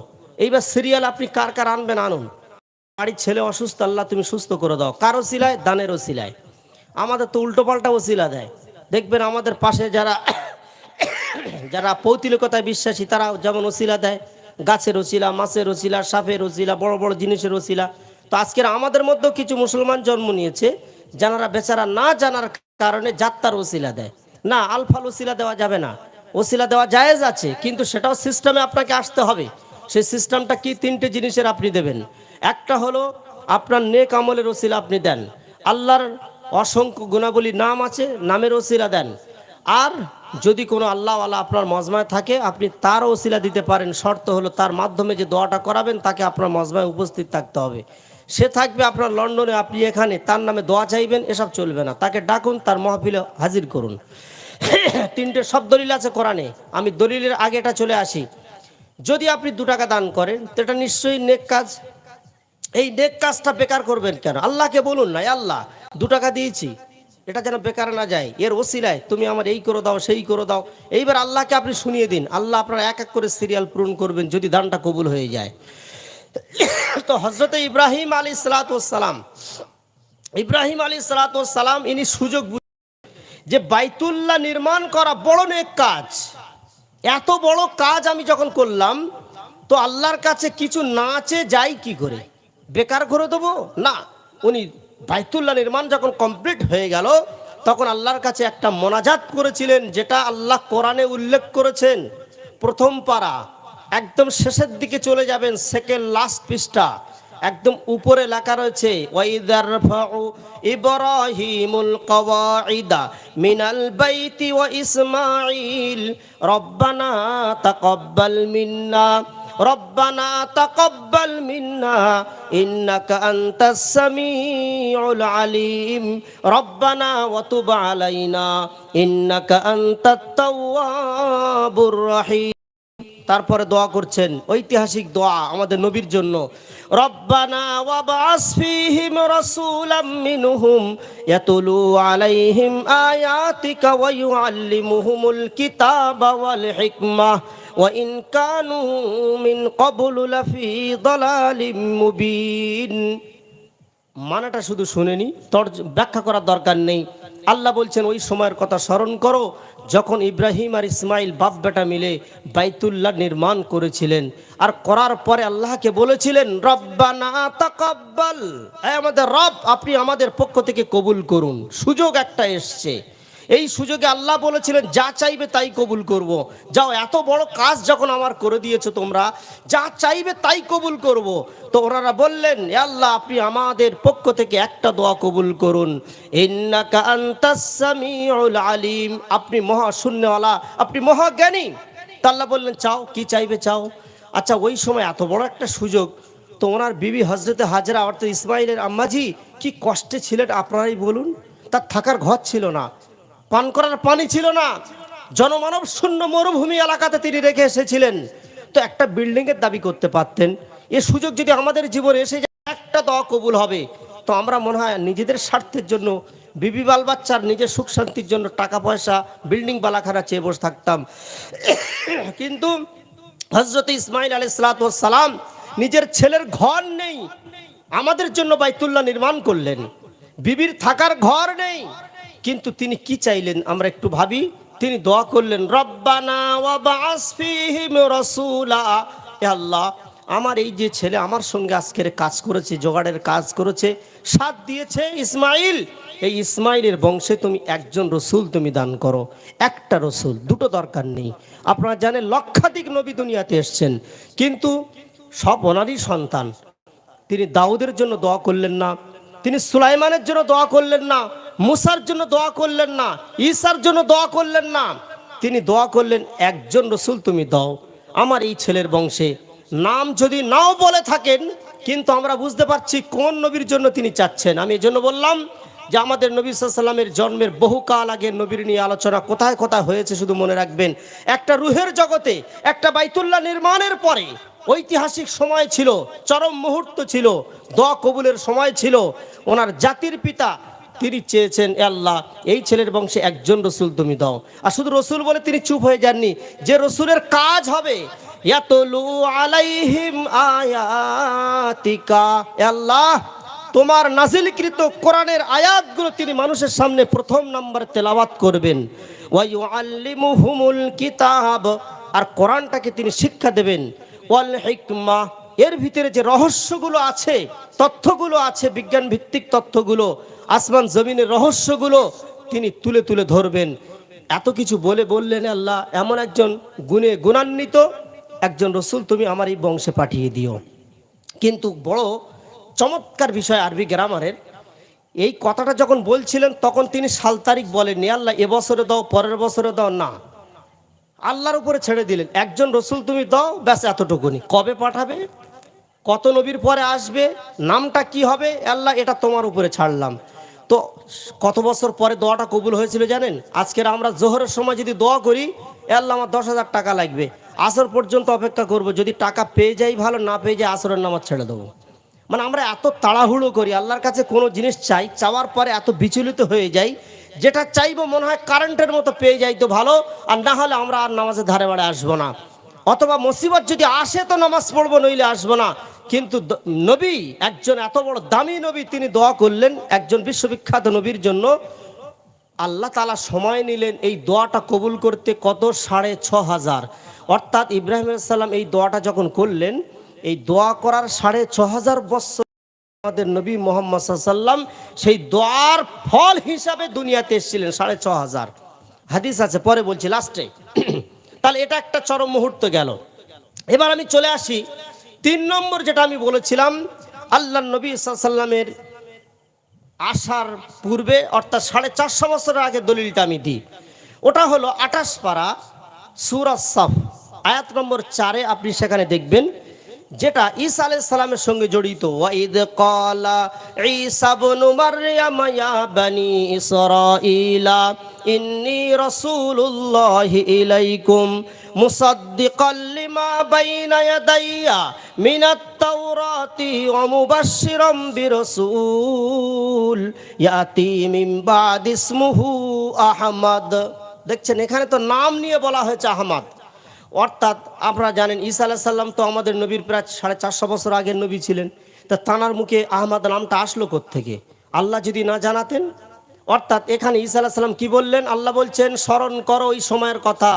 ওয়াইদ ক্বালা ঈসা ইবনু মারইয়াম, মারিয়ামের পুত্র ঈসা, যাকে খ্রিস্টানরা বলে যিশু। এখন আল্লাহ বলছেন মারিয়ামের পুত্র ঈসা যখন বললেন ইয়া বনি ইসরাইল, এই আমার জাতি বনি ইসরাইলিরা, কান খুলে শুনে নাও, ইন্নী রাসূলুল্লাহি ইলাইকুম, আমি তোমাদের কাছে আল্লাহর পক্ষ থেকে একজন রসুল হিসাবে এসেছি। ও মুসাদ্দিকাল লিমা বাইনা ইয়াদাইয়া মিনাত তাওরাত, আর আমার পিছনের নবী মুসার উপরে যে কিতাব এসেছিল তাওরাত, ওটাকে সত্যায়ন করার জন্য এসেছি। আর একটা কাজের জন্য এসেছি, ও মুবাশশিরাম বিরাসূল, একজন রসুলের সুসংবাদ দিতে এসেছি। ইয়াতি, যিনি আসছেন, মিন বাদি, আমার পরে, ইসমুহু আহমদ, যার নাম হবে আহমদ। তিনি ধরে ঘোষণা করলেন। তাহলে তিনটে দলিল আমরা আলাদা আলাদাভাবে পেয়ে গেলাম। একটা রুহের দলিল, আর একটা বাইতুল্লাহ নির্মাণের সময়ের দলিল, আর আরেকটা হলো ঈসা আলাইহিস সালাম অর্থাৎ 450 বছর আগের দলিল। আজকে দেখবেন ওই যে নামটা আমরা বলি যে আল্লাহর নবীর নাম আহমদ, এই নামটা 450 বছর আগে ডিক্লেয়ার হয়ে গিয়েছিল। এটা কোথা থেকে হলো? সাধারণত সন্তান জন্ম নিলে তার বাপ নাম রাখে, মা নাম রাখে, না দাদা রাখে, বংশের কেউ রাখে। তো মোহাম্মদ সাল্লাল্লাহু আলাইহি ওয়াসাল্লামের এই নামটা আহমদ নামটা কে রাখলো? কোথায় দাদা, কোথায় বাপ, কোথায় পিতা? কিছু তো আমরা পাচ্ছি না। হ্যাঁ, এই সুযোগটা নিয়ে আমাদের কিছু মুসলিম ভাইরা তারা একটা গজল বানিয়েছে। স্রষ্টাতে ছিলেন, সৃষ্টিতে এলেন, নূর মোহাম্মদ সাল্লাল্লাহ। শিরকি গজল। এসব গজল পাঠ করা তো জায়েজ তো দূরের কথা, শোনাও জায়েজ নেই। কেন বলুন দিন দেখি? ও SK Habib বানাক R M A Habib বানাক, বানাবার সময় তাদেরও খেয়াল করা উচিত ছিল মানুষদেরকে এইভাবে ক্যাসেট বাজিয়ে হালকাতা করানো। স্রষ্টাতে ছিলেন, সৃষ্টিতে এলেন, কাকে বলছে কথাটা? যিনি স্রষ্টা হিসাবে ছিলেন, এখন তিনি সৃষ্টি হিসাবে এসছেন, অর্থাৎ নূর মোহাম্মদ মানে মোহাম্মদ সাল্লাল্লাহু আলাইহি ওয়াসাল্লাম। না, এটা ভুল, তত্ত্বটাই ভুল। মোহাম্মদ সাল্লাল্লাহু আলাইহি ওয়াসাল্লাম কবে স্রষ্টা ছিলেন বলুন? কবে স্রষ্টা ছিলেন? কোনো কালে তিনি স্রষ্টা ছিলেন না তো। হ্যাঁ, কোরআনে যে তথ্যটা পাওয়া যায়, তিনি আহমদ নামে আসমানে ছিলেন। তবে আহমদ নামে যে আসমানে ছিলেন, আল্লাহ তাআলা আসমানে মোহাম্মদ সাল্লাল্লাহু আলাইহি ওয়াসাল্লামের আরেকটা নাম আহমদ, এই নামটা আসমানে আল্লাহ যে সিলেক্ট করেছিলেন, এটা স্রষ্টা হিসাবে নয়, সৃষ্টি হিসাবে। স্রষ্টা একমাত্র আল্লাহ, তিনি তখনও স্রষ্টা ছিলেন, আজও আছেন, আগামীতে থাকবেন। মোহাম্মদ সাল্লাল্লাহু আলাইহি ওয়াসাল্লাম কোনো কালের জন্য স্রষ্টা হিসাবে আসমানে ছিলেন না, তিনি আসমানে আহমদ নাম নিয়ে সৃষ্টি হিসাবে ছিলেন। এরা সেটাকে উল্টে দিয়ে মানুষদেরকে বোকা বানিয়ে স্রষ্টাতে ছিলেন, সৃষ্টিতে এলেন। না, তিনি স্রষ্টাতে ছিলেন না, পরে সৃষ্টি হয়ে দুনিয়াতে এসছেন। এটা শিরকি আকীদা। হ্যাঁ, আমরা এটা বলতে পারি মুহাম্মদ সাল্লাল্লাহু আলাইহি ওয়াসাল্লাম তিনি আহমদ নামে ছিলেন, এখন তিনি মুহাম্মদ নামে জমিনে এসছেন। তিনি আহমদ নামে আসমানে ছিলেন, আল্লাহ তাআলা তাকে মুহাম্মদ নামে জমিনে পাঠালেন। আর দুটোই তার নাম এবং খুব সুন্দর নাম। আহমদ নামের মানে কি? আহমদ নামের মানে হলো সবচাইতে বেশি প্রশংসাকারী। অর্থাৎ আসমানে যখন ছিলেন, এই নামটা কেন দেওয়া হলো? আসমানে আল্লাহ নবী সাল্লাল্লাহু আলাইহি ওয়াসাল্লাম তিনি এত বেশি প্রশংসা করেছেন, এত বেশি আল্লাহর গুণগান গুণকীর্তন করেছেন যে সবকে ফেল করে দিয়েছেন। না কোনো ফেরেশতা আগে বাড়তে পেরেছে, না কেউ আগে বাড়তে পেরেছে। এত বেশি প্রশংসা আল্লাহ নবী সাল্লাল্লাহু আলাইহি ওয়াসাল্লাম তিনি করেছেন। সবচাইতে বেশি প্রশংসাকারীকে বলা আহমদ, আহমদ, আহমদ। আর মোহাম্মদ মানে কি? মোহাম্মদ মানে সবচাইতে বেশি প্রশংসিত, অর্থাৎ যার প্রশংসা করা হবে তাকে মোহাম্মদ বলে, আর যে করে তাকে আহমদ বলে। তো উনি দুদিক থেকে বড় মারাত্মক নবী ছিলেন। একদিক থেকে প্রশংসা করার দিক থেকে ফার্স্ট, যদি তিনি প্রশংসা করার ব্যাপারে আসেন তো ওনার উপরে বেশি কেউ প্রশংসা করতে পারেনি। যতটা তিনি আল্লাহকে প্রশংসা করেছেন, আল্লাহকে ভয় করেছেন, তিনি আল্লাহ সম্পর্কে যতটা আমাদের চোখ দেখিয়েছেন, পৃথিবীর কোনো নবী, কোনো ফেরেশতা কেউ দেখাতে পারেনি, কেউ এত বেশি প্রশংসা করতে পারেনি।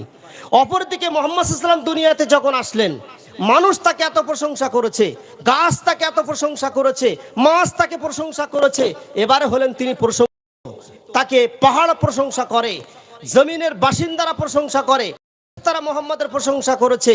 এবারে তিনি এত প্রশংসা কুড়িয়ে নিচ্ছেন, এত প্রশংসিত হয়ে গেলেন যে মোহাম্মদ নাম পড়ে গেল। এখন আমাদেরকে কিন্তু আলাদাভাবে বুঝতে হবে দুটো জিনিসকে। এই জায়গা থেকে আমরা এইটা বলতে পারি যে আমাদের এ নবী অসাধারণ নবী ছিলেন, কিন্তু আমি এতক্ষণ সামান্য জন্মতত্ত্ব সম্পর্কে যে আলোচনাটা করলাম, এতে কিন্তু কাজ চলবে না। এইবারে কাজের কথায় আসি। এইবার আমরা কাজের কথায় আসি। আল্লাহর নবী সাল্লাল্লাহু আলাইহি ওয়াসাল্লামের শুধু জন্মবৃত্তান্ত আলোচনা আমরা যে শুনবো তা নয়, কাজের কথা আমরা আসি। আমলের দিক থেকে আমাদের আগে বাড়তে হবে। দেখুন, আবু জেহেল, আবু লাহাবরা আল্লাহর নবী সাল্লাল্লাহু আলাইহি ওয়াসাল্লামকে মানত, কিন্তু মানার যে আসল সময়টা ছিল তখন আর মানেনি। সেটা কোন সময় ছিল? একটা হলো আল্লাহর নবী যেদিন ভূমিষ্ঠ হয়েছেন সেদিন থেকে নিয়ে বছর বয়স, এই সময়টা সবাই মানে। আবু লাহাব মানে, আবু জেহেল মেনেছে, কিন্তু 40-এর পর থেকে আর কেউ মানেনি। 40-এর পর থেকে ওই চাচারা দুশ্মন হয়ে গিয়েছিল। কেন বলুন দিন দেখি?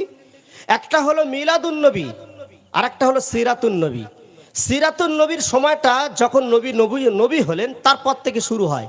এই সময়টা ওদের সঙ্গে দ্বন্দ্ব বেঁধে গেল যে নবী তোমাকে তো মানি, তোমার জন্ম মানি, তোমার সব মানি, কিন্তু তোমার আনিত শরীয়তটা আমরা মানি না, এইটা আমরা মানতে পারি না, কিন্তু এইটাকে আমাদের মানতে হবে। আজকের যে নবীর নামে এত ডঙ্কা, যে নবীর নামে এত আমরা কিছু করি, এত লাইটিং ফাইটিং, যে নবীর নামে এত প্রশংসা, আজকের সেই নবীর জীবন বিধানগুলো যদি আমরা না নিয়ে চলি, তাহলে আমাদের নবীকে কিন্তু লাহাবের মতো মানা হবে। যে আবু লাহাব নবীর 40টা বছর মেনেছিল, কিন্তু যখন 40 পার হয়ে গেল, কোরআন নাজিল হলো, কোরআনের বিধানগুলো আর মানতে রাজি হলো না। তো এরকম ভাবে যেন আমাদের মানা না হয়। তাই আল্লাহ তাআলা কোরআনে বললেন, কুল ইন কুনতুম তুহিব্বুনাল্লাহ ফাত্তাবিউনি ইউহিব্বুকুমুল্লাহ ওয়া ইয়াগফির লাকুম যুনুবাকুম আল্লাহু গফুরুর রহিম। হে নবী, আপনি ঘোষণা করে দিন, যদি ওরা আমার ভালোবাসা পেতে চায়, আল্লাহকে যদি ভালোবাসতে চায়, তো আমি নবী আমাকে অনুসরণ করুক। নবীর অনুসরণের মাধ্যমে কিন্তু ভালোবাসাটা পেতে হবে, নবীর অনুসরণের মাধ্যমে আল্লাহকে পেতে হবে। এখন অনুসরণটা আমরা কিভাবে করব, এটাই হলো সবচাইতে বড় পয়েন্ট। আজকে আমি আমাদের সমাজে আমি মাত্র কয়েকটি 3টি বড় রোগ, যে রোগগুলো নবী মুহাম্মদুর রাসূলুল্লাহ থেকে সবচাইতে বেশি দূরে সরিয়ে দিতে পারে, আমাদের ইসলামের সঙ্গে যে ভালোবাসাটা কেটে দিতে পারে, আমি সেটা নিয়ে আলোচনা করেই কথা শেষ করব, এবং খুব সংক্ষেপে আলোচনা। আমার 1.5 ঘন্টার সময় দেওয়া হয়েছে, ইনশাল্লাহ নির্ধারিত সময়ের মধ্যে আমি আমার কথা শেষ করব। একটা রোগ আমি প্রথম তুলব, যে রোগটা আজ সমস্ত পাপের মা বলা হয়েছে, সেটা হলো কি? সেটা হলো মদ, সমস্ত পাপের মা। আচ্ছা, আপনারা কি জানেন এই মদটা ইসলামে জায়েজ ছিল? কিভাবে জায়েজ ছিল? শুরু জীবনে মনে রাখবেন, মদিনাতে, মক্কায় মদ এত হারে খাওয়া হতো যে যার বাড়িতে যত বেশি পুরাতন মদ পাওয়া যাবে সে লোকটা তত দামি। এবং এরকম ভাবে পান করানো হতো মদ, আল্লাহ নবীর সাহাবীরা সাহাবী হওয়ার পরেও পান করেছেন। আমি দলিল দিচ্ছি আপনাদেরকে, সাহাবী হওয়ার পরেও মদ পান করেছেন, কিন্তু তখন মদ হারাম হয়নি। কিভাবে পান হতো? আজকের দেখবেন আমাদের যত ভদ্র বাড়ি হয়, তো ভদ্র বাড়িগুলোতে কি হবে, ভদ্রভাবে দেওয়া হয় থামস আপ, কোকোকোলা, ঠান্ডা মানে যে স্প্রাইট বা এই সমস্ত 7 আপগুলো খাওয়া হয়ে গেল, একটু হজমের নিয়েতে 1 গ্লাস করে দেওয়া হয়। আচ্ছা, এটা যদি মদ হতো, আপনি কল্পনা করুন জাহিলি যুগে যখন আল্লাহ নবী সাল্লাল্লাহু আলাইহি ওয়াসাল্লাম মক্কায় ছিলেন, তখন কিন্তু মদগুলোকে এইভাবে ব্যবহার করা হতো। আর যার বাড়িতে যত বেশি পুরাতন মদের মটকা পাওয়া যাবে, কলসি পাওয়া যাবে, ভাঁড় পাওয়া যাবে, সে তত বেশি সমাজে বড় নেতা হিসেবে তাকে ধরা হতো, যে ওর বাড়ি সবচেয়ে পুরাতন মদ আছে, 10 বছরের মদ, 5 বছরের মদ আছে। এখন এই মদ একটা দৌড় ছিল, এটা চলতো। আর অধিকাংশ মদ খেজুরের ছিল, আঙ্গুরের ছিল, এখন খাওয়া চলছে। হঠাৎ করে ইসলাম ধর্মে একটা আয়াত নাজিল কিন্তু একসঙ্গে হয়নি। কিভাবে এসছে একটু ধাপটা আমি 3টে ধাপ আপনাদেরকে বলে দিই। মদ চলতে চলতে হঠাৎ করে একদিন দেখা গেল যে 2 সাহাবীর মধ্যে গন্ডগোল বেঁধে গেল, 2 সাহাবীর ভিতরে গন্ডগোল। এই গন্ডগোলের ক্ষেত্রে একজন সাহাবীর কাছে বিচার দিলেন, ইয়া রাসূলুল্লাহ, আপনি আল্লাহকে বলুন, এই মদ টদ খেয়ে যেভাবে গন্ডগোল হচ্ছে, এতে অশান্তি সৃষ্টি হবে, আপনি আল্লাহকে বলুন এবারে যেন মদটা আল্লাহ হারাম করে দেয়। কিন্তু আল্লাহ তাআলা এখনো হারাম করেননি। আল্লাহ তাআলা সেই সময় আয়াত নাজিল করে জানিয়ে দিলেন যে এদেরকে বলা হলো, ইয়া আইয়ুহাল্লাযীনা আমানু লা তাকরাবুস সালাতা ওয়া আনতুম সুকারা, হে ঈমানদাররা, তোমরা নেশাগ্রস্ত অবস্থাতে নামাজের ধারে বাড়া যাবে না। তাহলে কটা জিনিস বুঝুন ভালো করে। এদিকে বলছেন আল্লাহ, হে ঈমানদাররা অর্থাৎ সাহাবীরা, তোমরা নেশাগ্রস্ত অবস্থায় নামাজের কাছে যাবে না। তাহলে ঈমানদাররা তখন নেশা করতো, এটা কিন্তু কোরআন থেকে প্রমাণ। তবেই বলছেন ঈমানদাররা তোমরা নেশা করে যাবে না, তার মানে নেশা না করে যাওয়া যাবে। আর সত্যি তাই, এরকম চলতো। যখন আল্লাহ তাআলা বললেন যে তোমরা নেশা করে নামাজের কাছে যাবে না, আচ্ছা আল্লাহ তো পরিষ্কার বলে দিতে পারতেন, খবরদার নেশা করবে না, চাই নামাজের বাইরে, নামাজের ভিতরে, নামাজের ধারে কাছে, কোনো সময় করতে পারবে না। কিন্তু আল্লাহ না, আল্লাহ দেখলেন যে এরা মদে ডুবে আছে, এদেরকে ঝট করে যদি বলা হয় মদ হারাম, তাহলে বেচারারা ছাড়তে পারবে না, মাথা ঘুরে যাবে। দেখবেন অনেকে যারা নেশা করে পায়খানার ভিতরে গিয়ে বিড়ি খায়, তামাক গুটখা ফুটকা খায়, না খেলে নাকি পায়খানা হয় না। আর এদেরকে যদি আপনি ঝট করে ডাক্তারি মতে ছাড়িয়ে দেওয়ার চেষ্টা করেন, দম বন্ধ হয়ে মারা যাবে, হার্ট অ্যাটাক করবে। এই জন্য এদেরকে একটা প্রসেস অবলম্বন করতে হয়, ধীরে ধীরে এদেরকে ছাড়াতে হয়। এখন আল্লাহ তাআলা প্রথমবারে বলে দিলেন যে যখন ঝামেলা হচ্ছে, অর্থাৎ একটা সূরাও নাজিল হয়েছিল, কুল ইয়া আইয়ুহাল কাফিরুন, আপনারা জানেন, লা আবুদু মা তাবুদুন ওয়া লা আনতুম আবিদুনা মা আবুদ। একজন সাহাবী নামাজ পড়াচ্ছেন, আর কুল ইয়া আইয়ুহাল কাফিরুন সূরাটা উনি পাঠ করলেন। তার নাম আব্দুর রহমান ইবনে আওফ। ইনি নামাজে কুল ইয়া আইয়ুহাল কাফিরুন সূরাটা ধরলেন, আর ধরার পরে মাঝখানে গিয়ে গুলিয়ে ফেলেছেন, অর্থাৎ লা আবুদু মা তাবুদুনা মা তাবুদু ওয়া লা আবুদ, উল্টোপাল্টা করে দিয়েছেন। মানে উনি নেশা করেছিলেন, আর নামাজ অবস্থাতে যখন উল্টোপাল্টা হয়ে গিয়েছে, তো নামাজের পরে এবার আল্লাহ বললেন যে আচ্ছা আচ্ছা, এক কাজ করো, তোমরা নেশা করো, তবে নেশা করে নামাজের কাছে যাবে না। কিছু বিচক্ষণ মুসল্লি আছে, রমজান মাসে তারা বিড়ি খায় না, কিন্তু নামাজের আগে পিছে খায়। তারাবিটা পড়ে নিল, তারপরে কি বিড়ি খেলো, অর্থাৎ দুর্গন্ধটা তার মুখে থাকলো না, একটু বেঁচে চলা আর কি। তো আল্লাহ তাআলা সাহাবীদেরকে বললেন তোমরা একটু বেঁচে চলো, নামাজে যখন তোমাদের ওই নেশাটা গুলিয়ে ফেলছে, সূরা উল্টোপাল্টা হয়ে যাচ্ছে, তাহলে তোমরা নেশা করে নামাজের কাছে যাবে না। ইয়া আইয়ুহাল্লাযীনা আমানু লা তাকরাবুস সালাত, তোমরা নামাজের ধারে কাছে যাবে না নেশা করার পরে। তো সাহাবীরা দুই দল ভাগ হয়ে গেল। একদল সাহাবী বলল, আল্লাহ যখন নেশা করে নামাজের কাছে যেতে মানা করেছেন, তো আমরা নামাজের কাছে নেশা করে তো যাবই না, আবার অন্য টাইমে নেশাও করব না, আমরা পুরোটাই ছেড়ে দিলাম। বিচক্ষণ সাহাবী বলো, কি দরকার আছে, ছেড়ে দেবো, কিন্তু এখনো জায়েজ আছে, নামাজের বাদে অন্য টাইমে জায়েজ আছে। কিন্তু তারা জায়েজের সুযোগটা নিল না, তারা বলে একেবারে ছেড়ে দেবো। তো একদল সাহাবী পুরো ছেড়ে দিল প্রথম দফায়। কিন্তু একদল সাহাবী বলল না, আল্লাহ বলেছেন নামাজ অবস্থাতে চলবে না, তো নামাজের বাইরে চলবে। তো তারা করলো কি, ধরুন জোহরের নামাজটা পড়ে নেশা, ফজরের নামাজ পড়ে নেশা করে, এখন লম্বা টাইম জোহর পর্যন্ত 6 ঘন্টা টাইম, এর মধ্যে সেই নেশাটা থাকবে না, ওরা গিয়ে জোহরের নামাজ পড়বে। আবার তারা এশারের নামাজ পড়ে মদটা খায়, খেয়ে শুয়ে পড়ে, দুটো টাইম তারা ভাগ করে নিল।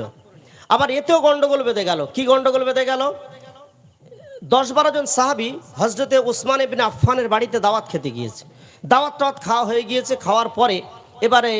খাওয়ার পরে এনারা বলছেন, কই মদ ফদ দিন, আপনি দিচ্ছেন না, কি ব্যাপার? যেমন আমরা থামস আপ চাই, দই চাই, ঠিক এরকম ভাবে সাধারণ মনে করতো তারা। আরে আব্দুর রহমান, উসমান দাও, কিছু দেবে তো? তো বলছেন না না, ও আমি ছেড়ে দিয়েছি, ও আমি মদ ফদ আর ঘরে তুলি না, সব বাদ দিয়ে দিয়েছি একেবারে। তা বললে হবে, দাও, এখনো তো জায়েজ রয়েছে, দাও, অসুবিধা নেই। কিন্তু দিল না। নিয়ে দুই সাহাবীর ভিতরে ওখানে একটু তর্কাতর্কি করতে করতে হঠাৎ করে একজন সাহাবী একটা বাঁশ তুলে মারবে, তোমার মাথায় মার। বিচার গেছে নবীর দরবারে, ইয়া রাসূলুল্লাহ আপনি এবার আল্লাহকে বলুন, মারপিট বেঁধে যাচ্ছে, মদ ফদ খাওয়ানো একদম আল্লাহ যেন হারাম করে দেয়। এইবারে আল্লাহ তাআলা আয়াত নাযিল করলেন, ইন্না আইয়ুহাল্লাযীনা আমানু ইন্নামাল খামরু ওয়াল মাইসিরু ওয়াল আনসাবু রিজসুম মিন আমালিশ শাইতান। হে ঈমানদাররা, এবারে শুনে নাও, মদ হারাম, মদ হারাম, জুয়া হারাম, মদ জুয়া এবার আল্লাহ পুরো হারাম, এক কোপে কেটে দিলেন। নামাজের বাইরে হারাম, ভিতরে হারাম, 1 ফোঁটা খেলে হারাম, 10 ফোঁটা খেলে হারাম। আল্লাহ রাসূল বললেন, ইন্নামাল খামর ওয়াল মাইসির রিজসুম মিন আমালিশ শাইতান। খামর মানে মদ, আর রিজস মানে গন্দেগি যত আছে, সুদ ঘুষ সব কিছুকে আল্লাহ হারাম ঘোষণা করে দিলেন। তাহলে দেখলেন কি সুন্দরভাবে, আর এটাই বাস্তব। এ মদ এমন একটা জিনিস, আল্লাহ রাসূল বলছেন উম্মুল খাবায়েস, যত পাপ আছে সমস্ত পাপের শিকড়, এটা মেন শিকড়, এটা গোড়া। এ মাকে মা বলে চেনে না, বাপকে বাপ বলে চেনে না, সারা পৃথিবী 15 মিনিটে কিনে নেবে, বলবে সব আমার, হাত দিয়ে ঘুরিয়ে বলে দিলে হয়ে গেল। কিন্তু আপনারা জানেন যে এই মদ থেকে কত বড় বড় পাপ সংগঠিত হতে পারে। মদ খাওয়ার কারণে আজকে দেখছেন একটা মামলা চলছে, হ্যাঁ, আমাদের শাহরুখ খানের ছেলের, কিসের কারণে? ভাই তুমি মুসলমান হও, আপত্তি নেই, হ্যাঁ তোমার পিছনে চক্রান্ত ষড়যন্ত্র সব মানলাম, কিন্তু ব্যবসা তো তুমি অল্প হলেও করেছো, হারাম ব্যবসা, এর জন্য তো আল্লাহর দরবারে তোমার ছাড় নেই। তাহলে আমাদেরকে কিন্তু বুঝতে হবে এ মদ কিন্তু মানুষকে শয়তানের চক্রান্তে ফাঁসিয়ে দিতে পারে, অনেক দূর নিয়ে যেতে পারে, একটা পাপ, এটা আমাদেরকে ছাড়তে হবে। যদি আমাদের মধ্যে নেশাটা কারোর থাকে, তবে আমি নেশার বিষয়ে আর একটা কথা বলে যাই, শুধু মদ বলে আপনি মনে করবেন, আল্লাহ রাসূল বলেছেন যে প্রত্যেকটা নেশা জাতীয় জিনিস হারাম, সে জর্দা হোক আর যাই হোক, জর্দা খেলে যদি নেশা হয় ও হারাম। আপনি পান্তা খাচ্ছেন, পান্তা যতক্ষণ না নেশা হবে ততক্ষণ হালাল, কিন্তু পান্তা পচিয়ে যদি আপনি ওটা তাড়ি করে ফেলেন, এবারে নেশা এসে গিয়েছে এর মধ্যে, তাহলে ও পান্তাটাও আপনার জন্য খাওয়া জায়েজ হবে না, যেহেতু এবার মাথা ঘুরিয়ে ফেলবে নেশা। আল্লাহ রাসূল বলছেন যে কালিলহু হারাম ফাকাসিরহু হারাম, যে নেশার বেশিটা হারাম তার এক ফোঁটাও হারাম, যে নেশার বেশিটা হারাম, এক গ্লাস মদ খেলে যদি হারাম হয়, তাহলে ওই এক গ্লাসের এক ফোঁটাটাও হারাম হবে। এটা আমাদের উসুলটা, পদ্ধতিটা মনে রাখতে হবে। তো নেশা জাতীয় কোনো জিনিস কিন্তু আমরা জবানে নিয়ে আসবো না, এটাই কিন্তু মনে রাখবেন। আজকের যারা তামাক টামাক খায়, দেখবেন তামাক পাতা বা এই সমস্ত, আপনারা জানেন কি এসব পাতাগুলো যেসব এলাকায় চাষ হয়, গরু ছাগল ভেড়াও পর্যন্ত খায় না, এত বিষাক্ত জিনিস এগুলো। এর নাড়িকে এমনভাবে জড়িয়ে দিতে পারে, খায় না। আপনি বাংলাদেশে দেখবেন তামাকের সবচাইতে বেশি চাষ যেখানে হয়, আমাদের যেমন এই এলাকায় দেখবেন কচু বাগানকে কেউ ঘেরে না, কারণ ও এমন একটা বিষাক্ত পাতা, গরু ছাগলরাও জানে ও খাওয়া যাবে না, মুখ দেওয়া যাবে না। তো তামাক চাষ এইভাবে করা হয়, কোনো ঘেরাঘেরি হয় না, ওটা কোনো দামি পাতা বলে মনে করা হয় না। ওর মধ্যে এমন একটা পয়জন রয়েছে যেটা গরু ছাগলরাও জানে, খেলে আমাদের জীবাণু, আমাদের শরীরের জন্য ক্ষতিকারক, এজন্য ওরাও পর্যন্ত ওটা থেকে দূরে থাকে, কিন্তু মানুষ এগুলোকে হাতে মলে ভালো করে জিভের ভিতরে দেয়। এজন্য এইসব জিনিসগুলো আমাদের মুখকে পাক রাখতে হবে। 2 নম্বর যে জিনিসটা, সেটা হলো এই সুদ থেকে আমাদেরকে দূরে থাকতে হবে, যেহেতু এই জিনিসগুলো দেখবেন আমাদের ইবাদত থেকে কানেকশনটা কেটে দেয়। একটা হলো সুদ, সুদ আর ঘুষের মধ্যে পার্থক্যটা বলে দিই। সুদ হলো কোনো জিনিসের বিনিময়ে যেটা নেওয়া হয়, বিনিময়, আর ঘুষ হলো বিনা বিনিময়। যেমন আমি অফিসে একটা কাজের জন্য গিয়েছি অফিসারের কাছে, এখন তিনি বললেন এটা হবে না যদি তুমি কিছু টাকা পয়সা না দাও। আমি শর্টকাটে বলে দিচ্ছি, তো আমি সেখানে 10,000 টাকা তার বাম হাত থেকে মেরে দিলাম। তাহলে এখানে কোনো বিনিময় নয়, সে আমাকে কিছু টাকা দিয়ে রেখেছিল, সেই টাকার পরিবর্তে টাকা দিলাম না, এসব কিচ্ছু না। একটা কাজের জন্য গিয়েছি, কাজটা ডাইরেক্ট বলে দিল টাকা দিতে হবে, কাজ হবে, আমি টাকাটা ধরিয়ে দিলাম, এটা সুদ বলে না, এটা ঘুষ বলে। তো ঘুষও হারাম। আর সুদটা কি? এ টাকার বিনিময়ে টাকা আসবে। আমি একজনকে 100 টাকা ধার দিয়েছি, অসহায় মানুষ, তাকে 100 টাকা দিয়েছি, আর দেওয়ার সময় বলে দিয়েছি 110 টাকা দিতে হবে, অর্থাৎ আমি শতকরা তার 10 টাকাতে আমি তার টাকাটা ছাড়লাম, এটা বিনিময়ে গেল। কাউকে আমি 10 কেজি চাল দিয়েছি আর বলেছি দেওয়ার সময় তোমাকে 12 কেজি দিতে হবে, তাহলে একই জিনিসের পরিবর্তে একই জিনিস যখন আমার হাতে আসবে, তখন এটা হবে সুদ। আর এটা কতদূর পর্যন্ত জায়েজ আর না জায়েজ, এটা মনে রাখবেন। আমি একজন মানুষ, আমার কাছে অসহায় হয়ে, নিরুপায় হয়ে আমার কাছে এসছে। সুদ কিভাবে একটা সমাজকে নষ্ট করে দেয় দেখুন। একটা মানুষ অসহায় হয়ে আমার কাছে এসছে, রাত 12টা বাজে, তার স্ত্রীর মারাত্মক শরীর খারাপ, ডাক্তারখানা নিয়ে যাবে, টাকা পাচ্ছে না, যেখানে যাচ্ছে তারা একই অবস্থা, কারোর কাছে টাকা নেই, দিচ্ছে না। আমার কাছে এসছে কিছু টাকা আছে জেনে, এখন সে আমার কাছে 5,000 টাকা ধার চাচ্ছে। তো এবার ওই জায়গাটা আমার দুটো অপশান রয়েছে, একটা হলো আমি সুদে টাকা দেবো, আর একটা হলো আমি তাকে ধারে টাকা দেবো। ধারে যদি আমি টাকা দিই, 3টে বরং একটা বাড়িয়ে নেন, একটা অপশান এটাও থাকতে পারে আমি তাকে ফ্রিতে দিয়ে দেবো, এটাকে বলা হয় একরাম। মানে আপনার কাছে একজন মুসলিম ভাই এসছে, আপনার ক্ষমতা অনুযায়ী আপনি তাকে একদম ফ্রিতে সাহায্য করে দিলেন, ফি সাবিলিল্লাহ, যা তোকে দিতেই হবে না, না ধারে না সুদে, এটাকে বলা হয় একরাম। এটা সাহাবীরা করতেন। এই দরজা হয়তো আমরা যেতে পারবো না। আচ্ছা, অত দূর যদি না যেতে পারি, ফ্রিতে না দিতে পারি, সাহায্য না করতে পারি তাকে, তাহলে অন্তত ধারে দিই, যেটাকে বলা হয় ইনসাফ, ন্যায় বিচার বলা হয়। ইনসাফ, ইনসাফ কাকে বলে? সমান সমান। আমি 5 দিয়েছি, তুমি আমাকে 5 দেবে, এটাকে বলা হয় ইনসাফ। দুদিকে পাল্লা সমান সমান থাকবে, এটাকে ইনসাফ বলা হয়। আপনি কোনো দোকানদার যে কোনো জিনিস মাপছেন, তাহলে আপনার একরাম কখন হবে? সে আমার কাছ থেকে 500 গ্রামের চিনি 500 চিনি চেয়েছে, আমি 500 গ্রাম দিয়ে আরেকটু বাড়িয়ে দিলাম, একটু সামান্য 1-2 গ্রাম বাড়িয়ে দিলাম, জেনে শুনে বাড়িয়ে দিলাম। এটা হলো যেটা বাড়িয়েছেন আপনি একরাম করলেন, এটা ইনসাফের উপরের দরজা, একরাম করলেন, এটা সাহাবীদের গুণ ছিল। হ্যাঁ, আপনার অত বড় মন নেই, আপনি বাড়াতে পারছেন না 5 গ্রাম কি 10 গ্রাম, ঠিক আছে, তাহলে আপনি দাঁড়িপাল্লা সমানে রাখুন, আল্লাহর কাছে মাপ পাবেন। এটাকে বলা ইনসাফ, সমান সমান হতে হবে দাঁড়িপাল্লা। এটা কোনো গুনাহ নেই, অসুবিধা নেই, কোনো সওয়াব নেই, মোটামুটি আপনি ইনসাফের জায়গা থাকলেন। কিন্তু একরামের বড় সওয়াব আছে। আর এর থেকে নিচের ধাপে চলে আসতে হবে, যেটাকে সুদ বলা হয়। সেটা হলো আপনি যা দিয়েছেন তা নেবেন না। আপনি দিচ্ছেন 5,000, আপনি তাকে আরও বাড়তি দেবেন কোথায়, উল্টে তার ঘাড়ে চাপিয়ে দিচ্ছেন, ফেরত দেওয়ার সময় 6,000 টাকা দিতে হবে। এই 1,000 টাকাটা কিসের? আপনি তো জানছেন এই মানুষটা টাকা কোনো জায়গা পেয়ে উঠছে না, গরিব মানুষ বলে আমার কাছে এসছে। তাহলে একটা গরিব মানুষ যে 5,000 টাকা জোগাড় করতে পারে না, আপনি তাকে দিচ্ছেন, আবার 6,000 টাকার বোঝা তার ঘাড়ে চাপিয়ে দিচ্ছেন। তাহলে এবারে ওর চিন্তায় ঘুম হারাম হয়ে যাবে, সমাজ এবার বিনষ্ট হবে। এবার কি হবে বলুন? কিন্তু আমার কাছে যখন এসছে, আমি তখন তাকে 5,000 দিতে পারলাম না, 500 টাকা দিয়েছি। দেওয়ার সময় বলে দিয়েছি, ভাই তুই 500 নে 500ই ফেরত দিবি, তোকে বাড়তি দিতে হবে না। এই দুই শ্রেণীর মানুষ সমাজে আছে, যারা সুদে টাকা খাটায় আর যারা ইনসাফে টাকা দেয়, অর্থাৎ ধারে টাকা দেয়। অথবা আরেক শ্রেণীর মানুষ আছে দাতা লোক, তারা একরামে দেয়, তারা দেয় আর নেয় না, সাহায্য করে যারা। এখন ওই যে গরিব মানুষটা, ওর মনের প্রতিক্রিয়াটা আপনি ভালো করে বোঝার চেষ্টা করুন।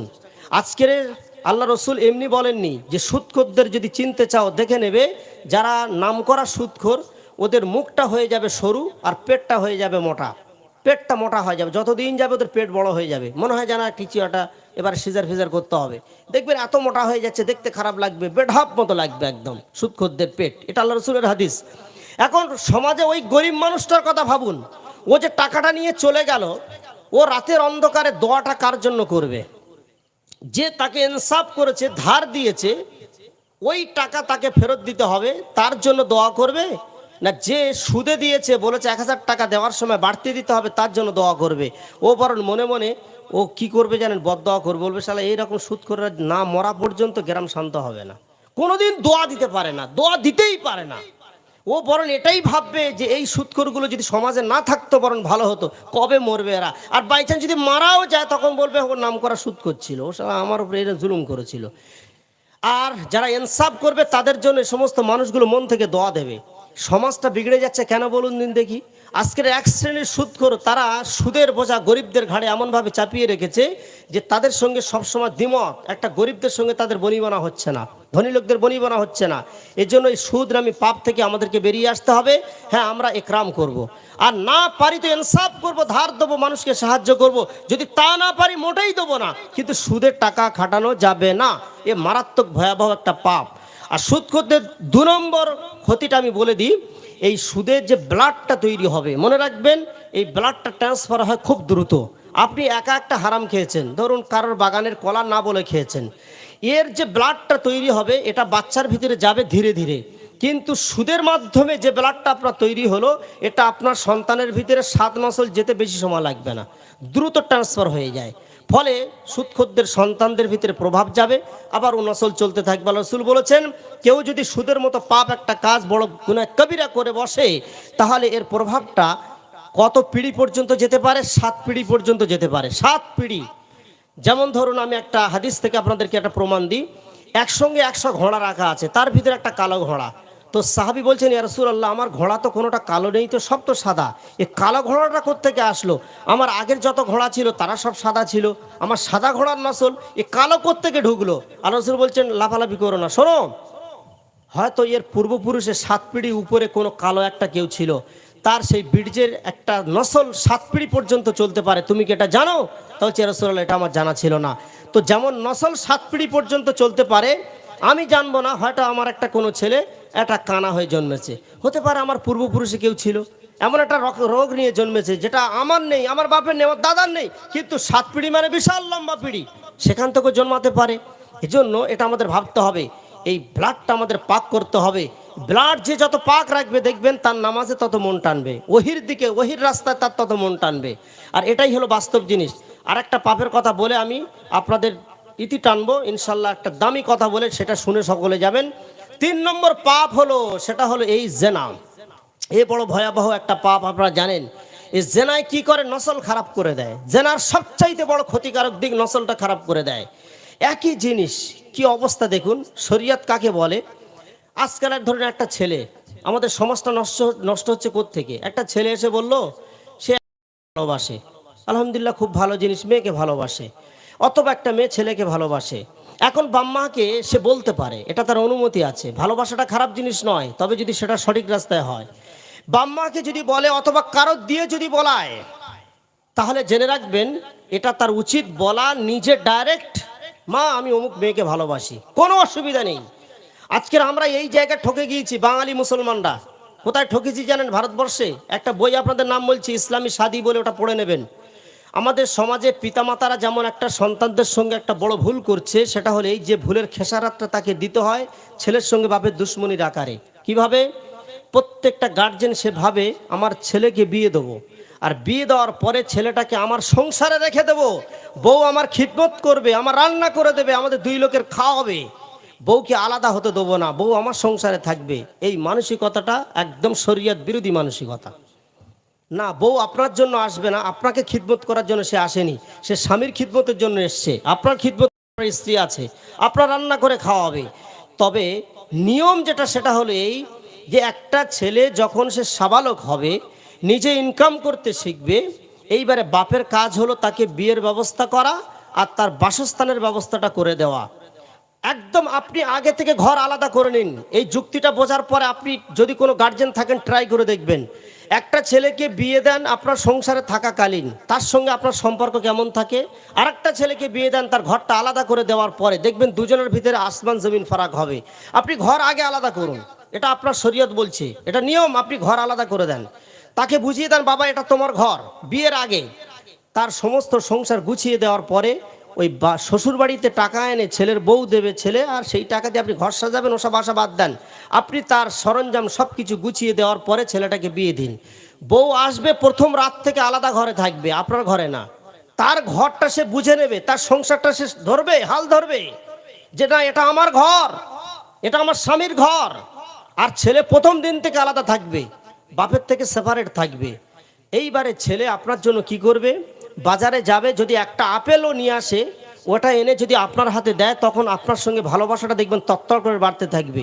আপনিও ছেলেকে ভালোবাসবেন, দূরে থেকে ছেলে আপনার খিদমত করবে। এটাকে বলে, এই খিদমতে অনেক মূল্য আছে, কিন্তু আমরা তা করি না। আর ছেলের দায়িত্ব, বৌমার দায়িত্ব হলো শ্বশুর শাশুড়িকে দেখবে, তাদের যেহেতু বুড়ো বয়সে তাদের দেখাশোনা করবে, তাদের দায়িত্ব এটা, তারা তাদের দায়িত্ব পালন করবে তাদের ঘরে থেকে। কিন্তু অধিকাংশ গার্জেনরা বড় ঘরের দাবা ঘিরে দেবে, দিয়ে উরির ভিতরে বউ বাচ্চা রেখে দেবে, দিয়ে তারির ভিতরে গন্ডগোল বাঁধাবে। শাশুড়ির সঙ্গে অশান্তি বাঁধানোর পরে বাপ বেটা শ্বশুর শাশুড়ি ফাটাফাটি মারামারি করে, যখন এবার আর হবে না, পাড়ায় বিচার যাবে, বিচার করে এবারে বলবে এই দে আলাদা করে দে। সেই তো আলাদা করছেন।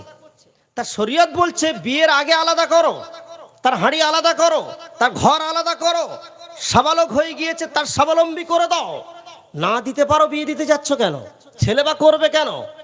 বলা হয়নি জোর করে বিয়ে করো, আগে আলাদা করে দিয়ে হাঁড়ি আলাদা করে দিয়ে বিয়ে করুন, দেখবেন আপনার সঙ্গে সম্পর্ক ঠিক থাকবে।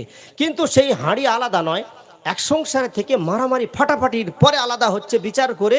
এ দিল দুই মনটা আর জোড়ে না, বাপ বেটার আর বনে না, শাশুড়ি বৌমার আর হয় না। কি করে হবে? একসঙ্গে থেকে তো সেই ভাঁ হয়ে গিয়েছে। এর জন্য তরিকাটা আমাদের মনে রাখতে হবে। কোনো ছেলে যদি ভালোবাসে কাউকে, ধরে নিলাম বাম্মাকে বললো, অবগত করলো আমি অমুক মেয়েকে ভালোবাসি, তাহলে তাকে বুঝতে হবে যে যদি সেরকম তাদের মধ্যে হয়, কোনো রকমের বংশের বড়াই নয়, আমি অমুক বংশের, ও গরিব মেয়ে, না দেওয়া যাবে না, এসব জেদের, এসব ছাড়তে হবে। আপনি শরীয়ত সম্মত গার্জেন হিসাবে সিদ্ধান্ত নিন। সিদ্ধান্ত নেওয়ার পরে যদি ভালো জায়গা হয়, তাদের কাজ ধর্ম করে দিন, দেখবেন সমাজ ঠিক থাকবে। অথবা আরও একটা যেটা রোগ আমাদের মধ্যে এসছে, জেনা ছড়ানোর একটা বড় রোগ, সেটা হলো এই যে প্রেমটাকে আমরা সাধারণ ভেবে নিয়েছি, বিয়েটাকে কঠিন করেছি। এটা জেনা কিন্তু ছড়িয়ে দেয়। কিভাবে ছড়ায়? একজন পুরুষ সে বিয়ে করবে, বিয়ের সময় হয়ে গিয়েছে, বিয়ে করতে চায়, প্রয়োজন, ও বাপকে বলতে পারছে না, মাকে বলতে পারছে না, বললে বাপ রেগে যাবে, মা রেগে যাবে, এই যে মনের মধ্যে ভয়। অথবা কারোর দ্বারায় বলাবে, রেগে যাচ্ছে। অথবা খারাপ ভাবছে যে আমি এই 20-22 বছর সবে বয়স হয়েছে, 18 বছর বয়স হয়েছে, আমি বিয়ে করবো, এই কথাটা বাপের কাছে বলি কি করে, না বন্ধু বান্ধবদের বলাতে পারছে না কারোর দিয়ে। কিন্তু ও 12 বছর বয়স থেকে প্রেম শুরু করে দিয়েছে। বাপও দেখতেছে আমার ছেলে আস্তে আস্তে বড় হচ্ছে, হাতে মোবাইল পড়েছে, প্রেম করছে, মেয়েদের সঙ্গে কথা বলছে, রাত জাগছে, সব কিছু হচ্ছে, বাপ বুঝতে পারছে। এরপরেও বাপ কোনো সুসিদ্ধান্তের জায়গা আসতে পারছে না যে একেবারে বিয়ের ব্যবস্থা করতে হবে, না তা নয়, ওকে প্রেম করার সুযোগ দিচ্ছে। তুই প্রেম করবি কর, ভালোবাসা ঠিক আছে, কিন্তু বিয়ে দেওয়া যাবে না। যত দ্রুত ছেলের বয়স হওয়ার সাথে সাথে আপনি তাকে বিয়ের ব্যবস্থা করবেন, মেয়েরও বিয়ের ব্যবস্থা করবেন, সমাজে জেনা এই যে ব্যভিচারটা এটা যত দ্রুত বাড়ছে ইনশাল্লাহ আস্তে আস্তে কমবে। আরবে একটা নিয়ম আছে দেখবেন, আরবে একাধিক বিয়েকে দোষণীয় বলে মনে করা হয় না, ফলে সেখানে জেনার হার কম। অথচ আরব এমন একটা দেশ যেখানে এক একজন পুরুষের 4-4 জন স্ত্রী, এটা আপনি শতকরা অন্তত 99টা শায়েখের ঘরে পাবেন, তাদের 4-4টে বউ। এবং ওখানকার যারা ছেলেরা আছে তারা এটাকে গর্ববোধ মনে করে এই কথা বলতে, আমার 2টো মা, কেউ বলে আমার 3টে মা, কেউ বলে আমার 4টে মা। একসঙ্গে তারা কি সুন্দরভাবে এক ফ্যামিলিতে সংসার ধর্ম করছে। এক একটা পুরুষ 4 জন নারীকে হেফাজত করছে, এক একজন পুরুষ 4 নারীর দায়িত্ব নিয়েছে, এক একজন পুরুষ 4 নারীর দেখাশোনা করা, তার ইজ্জতের দায়িত্ব নিয়ে সংসারটা কিভাবে লালন পালন করছে আপনি দেখলে অবাক হয়ে যাবেন। আর তাদের ছেলেরাও বলছে আমার 4টে মা, এটা অহংকার, তাদের গর্ববোধ মনে হয়। কিন্তু আমাদের ইন্ডিয়ান পরিবেশে প্রেমটাকে জায়েজ করে দেওয়া হয়েছে, কোনো অসুবিধা নেই, পার্কে যাও বেড়াও।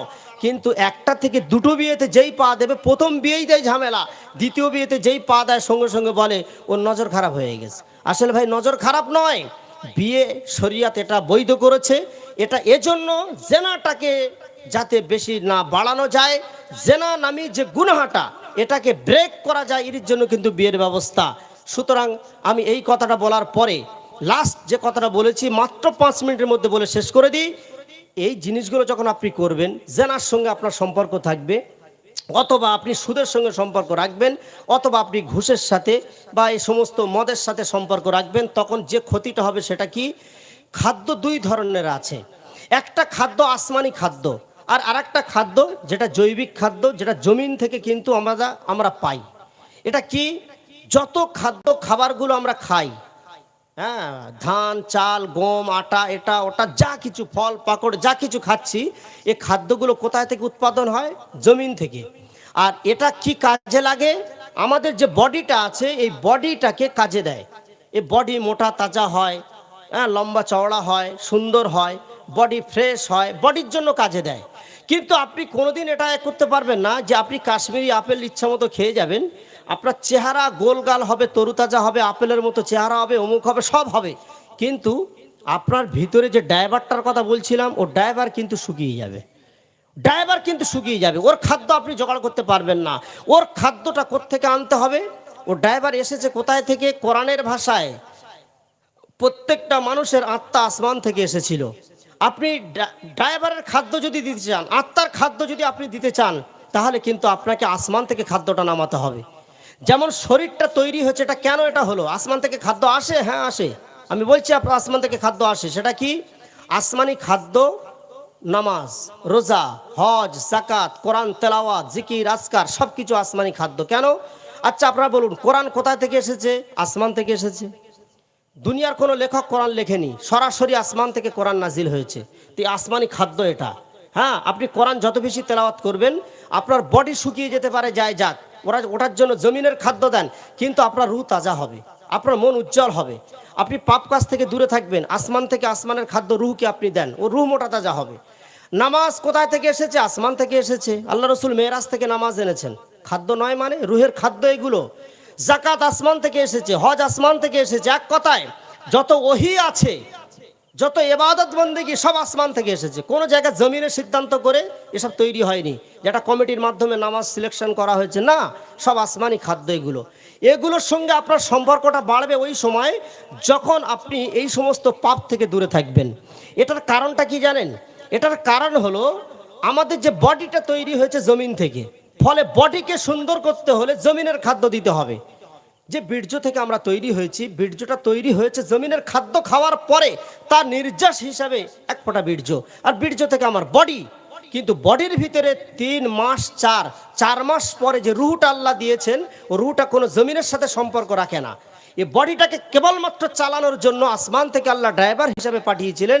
এটা কোরআনে আল্লাহ বলেছেন অনাফাকা ফিহি সুম্মা সাওয়াহু, যখন তোমার মায়ের পেটে তোমার ফ্রেমটাকে আমি তৈরি করে নিলাম, তোমার হাত পা চোখ কান নাক মুখ এই যখন তৈরি করে ফেললাম, ওয়ানাফাকা ফিহি মির রূহিহি, এবার আসমান থেকে আমার রুহটাকে আমি তোমার ভিতরে ফুঁকে দিলাম।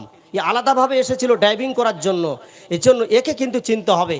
এজন্য আমার আত্মাকে আমি যত মোটা তাজা করব, আসমানি খোরাকের মাধ্যমে আমার রুহটাকে যত তরুতাজা করব, জেনে রাখবেন ওই মানুষটা মানুষের নিকটে তত দামি হতে থাকবে। আস্তে আস্তে ওকে লোক চিনবে, ভয় করবে, ওর কথা ছেলে শুনবে, বউ শুনবে।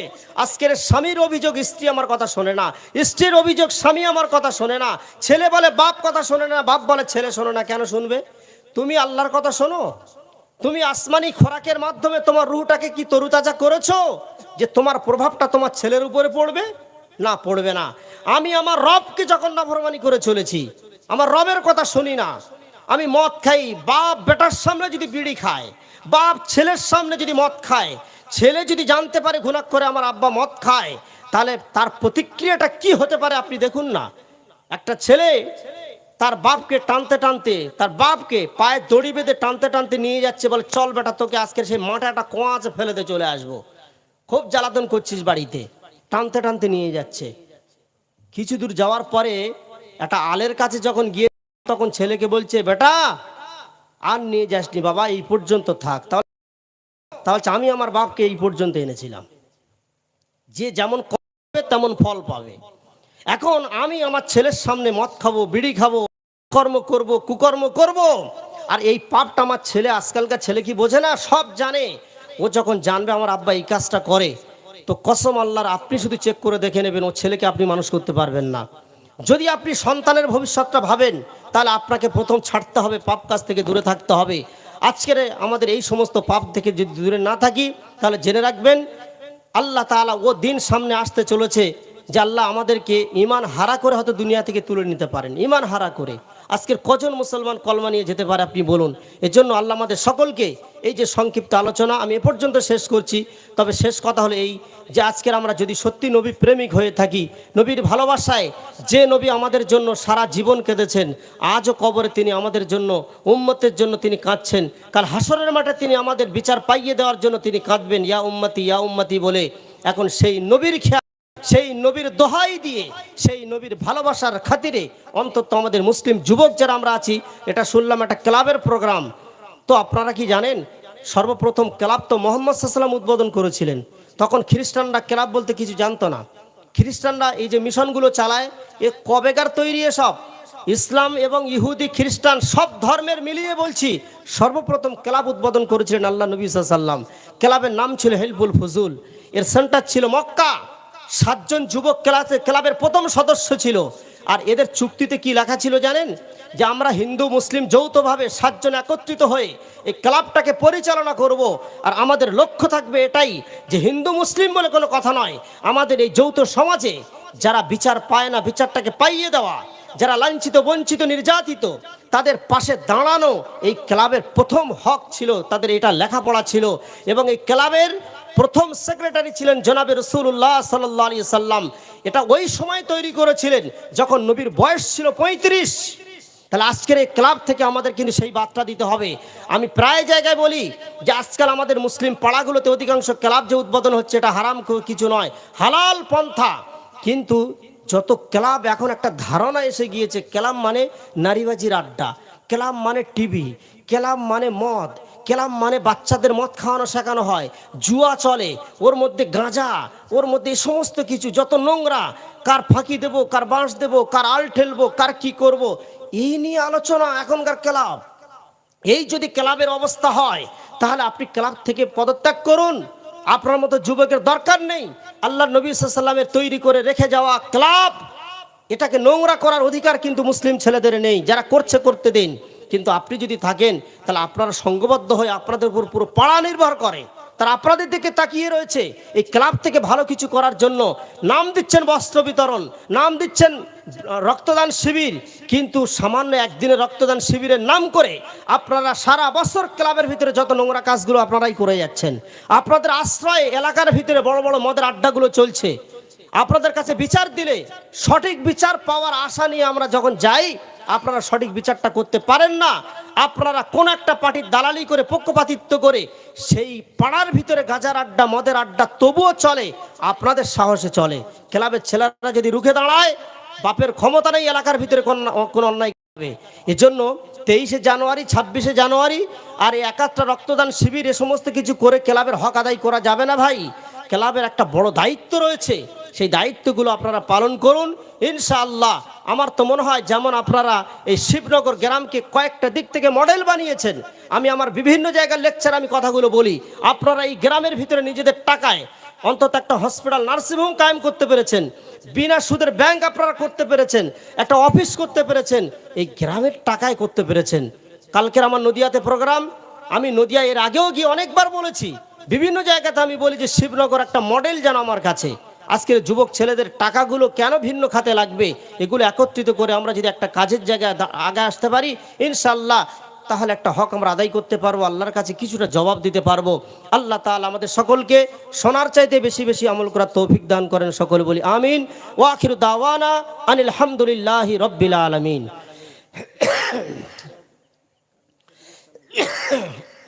اللهم آمين. ظلمنا أنفسنا وإن لم تغفر لنا وترحمنا لنكونن من الخاسرين. ربنا اغفر لنا ذنوبنا وكفر عنا سيئاتنا وتوفنا مع الأبرار. يا حي يا قيوم برحمتك نستعين أصلح لنا شأننا ولا تكلنا واهدنا إلى سواء السبيل. يا مقلب القلوب ثبت قلوبنا على دينك. يا مصرف القلوب صرف قلوبنا على طاعتك. يا الله জীবনের সমস্ত গুনাহকে মাফ করে দাও। আল্লাহ রাতের অন্ধকারে দিনের আলোতে জেনে অজেনে প্রকাশ্যে অনেক গুনাহ করেছি, মাওলা মাফ করে দাও। এ আল্লাহ আমরা গুনার পাহাড় মাথায় করে নিয়ে গুনার সাগরে দাঁড়িয়ে তোমার দরবারে হাত তুলেছি, মাওলা মাফ করে দাও। এ আল্লাহ সমস্ত রকমের পাপকে তুমি আমাদের মাফ করে দাও। এ আল্লাহ আজকের অনুষ্ঠানে যারা শরীক হয়েছে আল্লাহ তাদের সকলকে মাফ করে দাও। এ আল্লাহ এদের জায়েজ মনস্কামনাকে তুমি পূর্ণ করে দাও। এ আল্লাহ তুমি আমাদের হালাল রুজির ফয়সালা করে দাও। এ আল্লাহ হারাম থেকে আমাদের দূরে রাখো মাওলা। এ আল্লাহ আমাদের সমাজকে তুমি বাঁচিয়ে নাও। এ আল্লাহ পাপের দর চলেছে মাওলা, এ আল্লাহ পাপের সাগরে আমরা ভেসে চলেছি মাওলা দিনের পর দিন। এ আল্লাহ তুমি আমাদের মুসলিম যুবকদেরকে তুমি বাঁচিয়ে নাও। এ আল্লাহ ইসলামের অনেক দায়িত্ব তুমি যুবকদের উপরে দিয়েছিলে। এ আল্লাহ আজও ইসলামের অনেক দায়িত্ব যুবকদের উপরে নির্ভর করে মাওলা। এ আল্লাহ আমাদের সমাজের যুবকদেরকে তুমি সেই নবী মুহাম্মদ রাসূলুল্লাহর যুবকদের মতো হওয়ার তৌফিক দান করো মাওলাই করিম। এ আল্লাহ তোমার নবী মুহাম্মদ রাসূলুল্লাহ সাল্লাল্লাহু আলাইহি ওয়াসাল্লাম সম্পর্কে যতটুকু আমরা আলোচনা করেছি কোরআন এবং হাদিস থেকে, যদি কোনো ভুল হয়ে থাকে মাফ করে দাও। এ আল্লাহ নবী মুহাম্মদ সাল্লাল্লাহু আলাইহি ওয়াসাল্লামের সঠিক অনুসারী হওয়ার তৌফিক দান করো।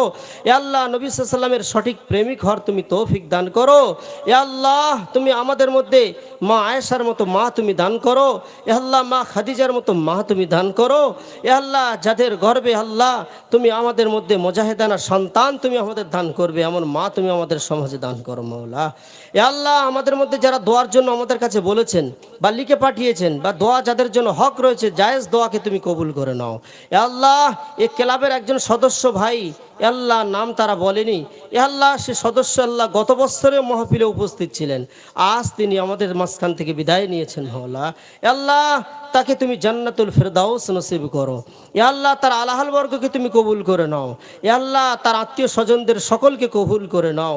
এ আল্লাহ তার জন্য আমাদের সকলের আন্তরিকতা এবং আমাদের সমস্ত কিছু দোয়া তার জন্য রইল। আল্লাহ তার কবরে যদি কোনো আযাব হয়ে থাকে তুমি মাফ করে দাও মাওলা।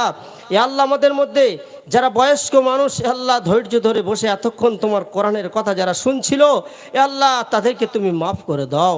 এ আল্লাহ যে সমস্ত বাচ্চারা মাসুম বাচ্চারা বসে আছে মাওলা, এ আল্লাহ তাদেরকে তুমি আগামী আমাদের প্রজন্মে তুমি তাদেরকে কবুল করে নাও ইসলামের জন্য। এ আল্লাহ তাদের শয়তানের চক্রান্ত থেকে অনেক অনেক দূরে রেখে দাও মাওলা। এ আল্লাহ ইসলামের দুশমন যারা ইসলামটাকে মিটিয়ে দিতে চায় তাদের তুমি কোমর ভেঙে দাও মাওলা। এ আল্লাহ তাদের এ ভূপৃষ্ঠ থেকে তুমি নিপাত করে দাও মাওলা। যদি তাদের হেদায়েত থেকে তাকে হেদায়েত দাও, আর না যদি হেদায়েত থাকে কামা আহলাক্তা আদাউ ওয়া সামুদ, আদ ও সামুদের মতো তাদেরকে তুমি ধ্বংস করে দাও মাওলা। এ আল্লাহ ইসলামের ঝান্ডা তুমি বুলন্দ বালা করে দাও। এ আল্লাহ আমাদের সকলকে ইসলামটাকে সঠিকভাবে মানার এবং অনুসরণ করার তৌফিক দান করো। এ আল্লাহ এর জন্য যারা মেহনত করেছেন, এই অনুষ্ঠানটাকে সফল করার জন্য যারা এর প্রতি সময় দিয়েছেন, আল্লাহ যাদের অর্থ স্বার্থ লেগেছে, আল্লাহ যারা 1 টাকা 2 টাকা হলেও আর নাও যারা দেয়নি, অন্তত সময় দিয়ে যারা এটাকে ভালোবেসেছেন, আল্লাহ তাদেরকে তুমি সমস্ত দিক থেকে বিপদ আপদ থেকে রক্ষা করে নাও। আল্লাহ তাদেরকে আগামীতে এরকম বড় বড় অনুষ্ঠান করার তুমি তৌফিক দাও। আল্লাহ তাদের নিয়তটাকে সহি করার তৌফিক দাও। আল্লাহ সঠিক নিয়তে যেন এমন অনুষ্ঠান আমরা বারবার কায়েম করতে পারি সেই তৌফিক দাও। আল্লাহ সিরাতুন নবীর উপরে আমরা যেন আলোচনা বেশি বেশি করে করতে পারি সেই তৌফিক তুমি আমাদের দাও। আল্লাহ তুমি আমাদের দোয়াকে কবুল করে নাও। রব্বানা তাকাব্বাল মিন্না ইন্নাকা আনতাস সামিউল আলিম ওয়া তুব আলাইনা ইন্নাকা আনতাত তাওয়াবুর রহিম। সুবহান রাব্বিকা রাব্বিল ইজ্জাতি আম্মা ইয়াসিফুন ওয়া সালামুন আলাল মুরসালিন ওয়াল হামদুলিল্লাহি রাব্বিল আলামিন বিরহমাতিকা ইয়া আরহামার রাহিম।